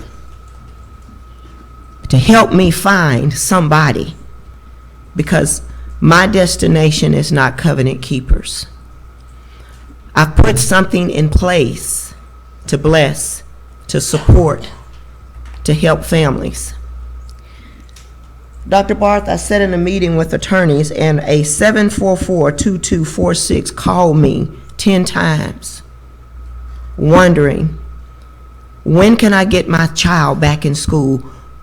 Did you find out the bed at Bridgeway, is it open? I'm sitting with attorneys, and these are the calls that I'm getting. So I say, allow APSRC to work with us. We've worked with them in the past. Scott is difficult to work with. But I believe they're the best. Ms. Shaw, Mr. Eric Waldrop, they have done amazing things. And I would say now, the appearance of what you heard, that's not it. Yes, we need financial tighten up. Thank you for that, Ms. Dean. I processed that. But we stand here today, and I'm pleading for 72209. Don't give us the name probation. Allow us to come back and report, to give you updates, whatever you need. But we don't want to lean on that probation because, again, we have to go out here and tell the community again, we don't know the fate of where we are. And I feel like 72209, and I take full responsibility, Dr. Barth. I take full responsibility standing here today. It's my fault. But I can guarantee you, when we leave here today, and if you all allow us to go back and survive, I can guarantee you, you're going to see 100% and some difference at Covenant Keepers.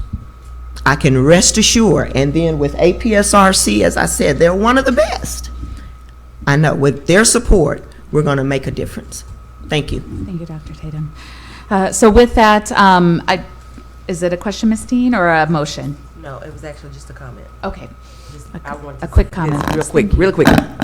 When I said the word probation, I was not implying that I believe they need to be on probation. I was just talking about the process to go from approval to revoke, to revocation, excuse me. I personally don't believe they need to be on probation. I agree with Dr. Tatum, so that was just my comment. Thank you, Ms. Dean, for that clarification. So with that, I would like to see if we could get to a motion. Would anyone like to take a first stab and/or have discussion to get there? Yes, Ms. Chambers. Are we going to receive legal counsel first? I think she's here to take notes. Well, I'm here to take notes and provide any legal counsel that you may need, if you have questions. So, The only thing I would, just let me remind you, I know that there was an issue about the probation. You know, you have to remember that if you don't say probation, but you have specific things that you want, there's no teeth, so to speak, for them complying or not. I mean, not that, you know, they haven't said their word, but, you know, we could be right back in this situation. So if you do probation, there should be terms, and if there's not, just know that then they will be operating. There's no requirement that they have to work with the department or get any assistance. So just be aware of that. so are there are 2 years left? Is that correct, Ms. Davis? That's my understanding, that this was, we just completed the first of 3 years for their renewal. Right, so this is 2017. In August of 2018, they will receive their renewal application. The panel would hear that December 2018, and then you guys would decide whether to review that decision. If the panel makes a decision in January 2019. Thank you. I was gonna make a motion, so would you like Well, to? just a question, would it be in order for this board to ask for a report in November or December of this year on the action agenda item, as an action agenda item, so that we could take action following, if it was deemed necessary, if there was not continued improvement, that we could take action in the next academic year in a timely manner? Yes, you could, and I would just advise you to let us know specifically what you would like included in that report. Great, thank you. Thank you, Ms. Davis. Yes, Ms. Chambers. Commissioner? Before we leave, I want to make sure I understand your question. So your question about it being on the action agenda would leave open the possibility of a revocation at that time? No, it would leave open the process of activating the process, which would send it to the charter authorizing panel, but early in the academic year, before the lotteries for next year kick in. Okay, thank you for clarifying. Are you saying December for the action? Yeah. Because it would go to charter in January, and then we'd get to us in February, and the lotteries take place in February and March. Is that right? If Ms. Barnes is right, if we can have it in November, then that would be my preference.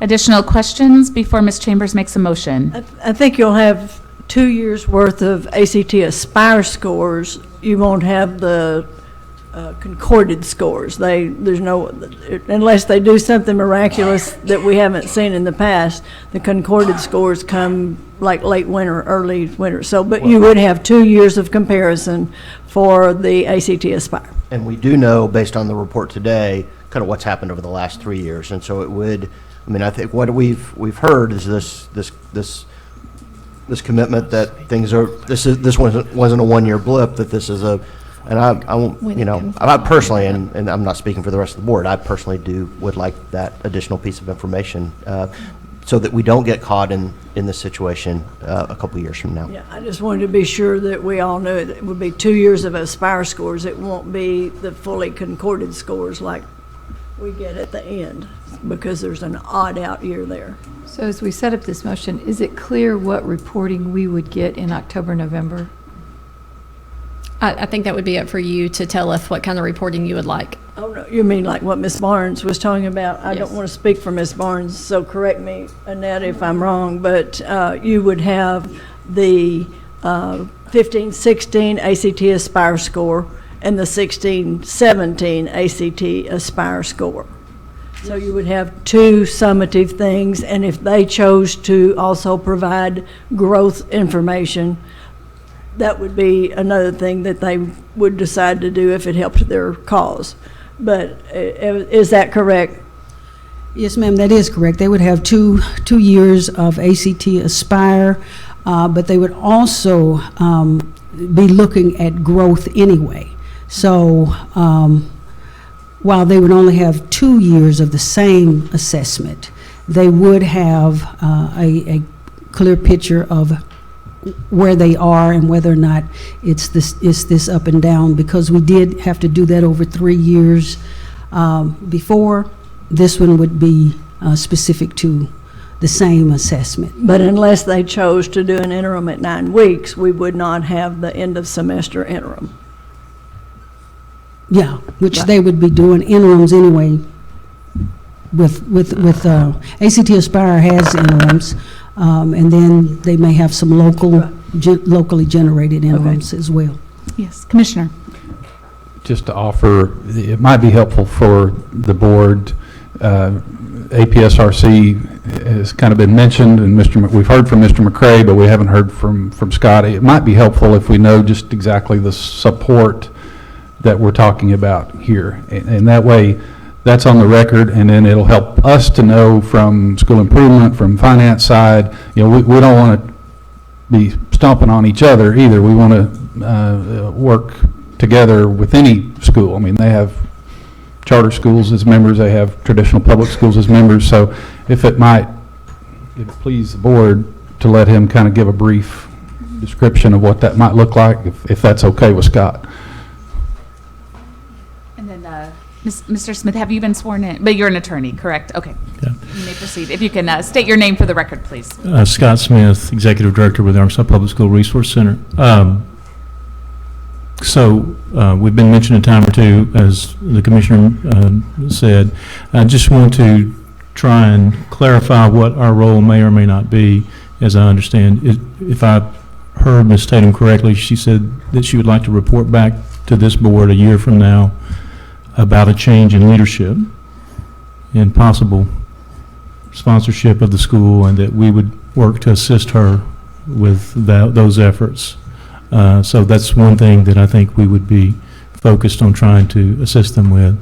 Obviously, the state has its role with regards to accountability and any issues or concerns that may be out there, but clearly if we're aware of any of those things, making them aware for any of these interim reports or anything like that. But primarily, as I understand, our role would be to assist the school about Ms. Tatum with changes in leadership and/or sponsorship of the school, and to report back to this board within a year of those efforts and what may be at play. Is that what I understand has been And Mr. discussed? Smith, if you could, we've also, and your name has been referenced in regards to assistance with their finances and financial management. What kind of technical assistance We that have a you very, all offer? we have a very good school finance team, as the commissioners are aware. We can provide training, support, assistance.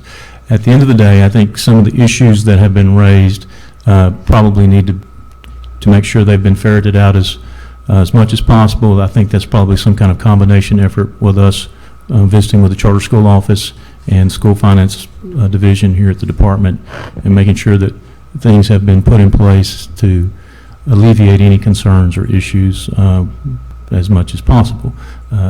Again, it will be up to the school at the end of the day on performance in those areas, and we just want the flexibility to report back to both the school and to the department on anything that we see that may be relevant to Dr. Barth's point or anyone else's point, so that these issues are coming up sooner rather than later, and folks have an opportunity to look at them and try and address them as they move forward. Is that fair? Thank you, Mr. Smith. I think it's also important that we realize, or at least acknowledge, that there is, in fact, a process. You apply to charter panel, they make a decision, that decision comes to us, we either decide to uphold or we rehear.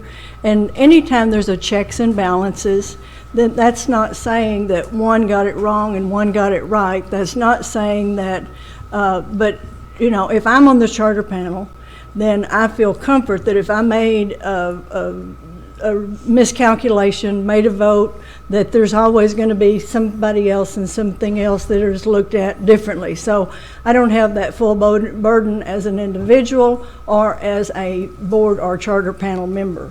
So I think that it's important that when we all agree, that's great. When we disagree, that it's not a reflection on one or the other. It is a collaborative effort of a group of people who are all looking out after the best interest of children when you look at the whole picture.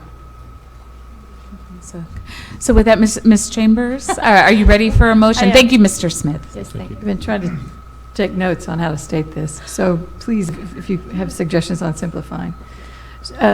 Before I make the two observations, I too think a formal probation at this point is a psychological impediment, which makes it a real impediment in terms of the, so I think it is appropriate, and the motion I'll make will exclude any reference to probation.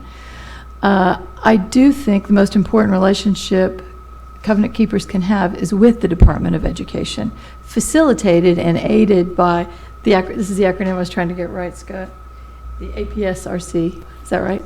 So you're playing a very valuable role, and I would just ask personally if we find some way for that to facilitate the relationship with the Department of Education, and we not put you in a position where you're trying to replace it or unintentionally usurp it. Okay, so here's the motion. I move that we not revoke the charter for the covenant keepers, and that we do request some additional information over the next year, specifically, that we will have reporting that will include the academic performance that Ms. Barnes spoke to. It will include the growth and proficiency that we spoke to as well, that would be a normal part of their performance evaluation. That we get that information as early as possible, which we believe will be in the October-November timeframe. And that we will use the regular standard of performance, which will take us into the fall of 18, when we'll and maintain the. Gosh, this is a long-winded motion. But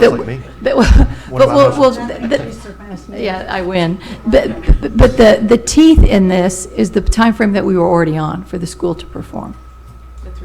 The 3-year. Finish up. So the only thing that we're really adding to this is this interim reporting that we will look for this fall, so that we have an opportunity to review the performance of the school. Okay, let me ask you a question before we do a second. When the interim will speak to the academic, since there have been concerns that arose, and we know that a whole thing works together, governance, finances, academics. At any point in your motion, are you going to want them to provide, or Mr. Rogers' group to provide progress in the the finance realm as well, or is that part of your motion? It is part of it. Thank you, because I wasn't clear. So that if there are still any, this gets back to financial discipline and tightening up, that the Department of Education has an opportunity to ask questions and receive answers relative to the financial performance that we still have to connect on fully. And again, I think Scott's group can help with that. So, Ms. Davis and Ms. Kaufman are Can you help? experts on motions. could someone repeat back a simple motion from all that? And I'm just wondering if we need some more clarity on, I know we had said October, November, but if we want to try and be more clear than just as early as possible with a more specific. On the December agenda. More specific timeframe. But I leave to the discretion here of our experts. Ms. Kaufman and Ms. Davis, any guidance on this motion? I mean, the only thing I would suggest is, we can put in the motion that data when available, because that way, it may be October, it may be November, it may be September, whenever the data, we can say when it's available. But as far as the financial discipline about ADE to ask and receive, I think that there might be a little better maybe expansion on that, just like, just some ideas of what it is, or do you just want to limit that to the concerns that ADE had as of today? That would be my preference, because I don't think we ever landed on anything more specific as a board that we would ask. So at the time of the academic reporting, that the ADE, if they had any concerns in the financial management, that they would raise it at that time. Okay, and so you want a report to be included from ADE on that? Or just, if I'm understanding Ms. Chambers, just an affirmation that whether there's continuing concerns or concerns have been addressed. But I don't want to put words in Ms. Chambers. No, you said that better than I could have. Okay, So it sounds like they don't need details. They just need the ADE financial team to affirm whether they feel that the concerns that we saw, because this was a one-year thing, and I think that's where several had addressed, that the concerns that were raised this year, if that's And Ms. persistent or have been resolved. Yes, and Ms. Davis, if there are specific issues that ADE would characterize as red flags, we need to know specifically what those red flags are. It has to be more than a lack of transparency or concerns about governance. okay. So the motion that I have is that you would not revoke the school, and that you would request to be put on the November action agenda item. A report detailing the academic performance, the growth, and proficiency of the school, in addition to continuing concerns from ADE regarding their financial discipline, and if there are any red flags, to provide additional information as to what those red flags are. Specificity. I can't say that. Specificity. Don't ask the girl with the list to say that. Okay. Ms. Davis, any? And I think that even though we put November in there, if they come and say it's not available, then we can move it to December. We're not tied to this, is that correct? Right, it would be, the motion would be on the November agenda, but it would be assumed that, if that data is not available, that we could move that. Yes. Does that Ms. also Smith. include that report within 1 year on change of leadership of the school? Well, I don't know if they'll know by then. Yeah, I don't think you'll know. Okay. No, thank you. That would also be, that's a different issue. I think that's outside of this motion. And it would come into, with the 3-year, right? If they haven't been called in for a special revocation hearing, then it would fall within the normal timeline as outlined by Ms. Boyd. So just wanting to make sure if we get, thank you for that, Mr. Williamson. I just want to make sure Ms. Davis and Ms. Kaufman and Commissioner, you have what you need out of that motion. Is that correct? Okay, then yes. I just want to make sure Ms. Kaufman has what she needs for the minutes. That's the important thing. Let me read what I wrote. Okay. It's probably more clear than what I have. Now, let's see if it is. Ms. Chambers moves, seconded by Mr. Williamson, to not revoke the charter and to request additional information as soon as it is available. November State Board Action Agenda in parentheses, to include academic performance and growth, and to use the standard communication/reporting procedures with the ADE regarding any financial concerns. Is that what you said? with specificity. Fantastic. Okay, so motion made by Ms. Chambers, seconded by Mr. Williamson. I am going to ask for a roll call, Commissioner, on this one, if you could kindly lead us through it. Okay, Dr. Barth? Yes. Ms. Chambers? Yes. Ms. Dean? Yes. Dr. Hill? Yes. Ms. Newton? Yes. Mr. Williamson? Yes. Ms. Zook? Okay, motion carries unanimously. Congratulations, Covenant Keepers. We look forward to the report next fall. And with that, I will, if there's no other business, urgent business from the board, then I'll entertain a motion to adjourn. So moved. Okay, motion made by Ms. Dean, seconded by Ms. Chambers. All in favor? Aye. Any opposed? Motion carries unanimously. And to all of our school districts, good luck ending off the school year. And to Covenant Keepers, we look forward to the ongoing conversation. Thank you.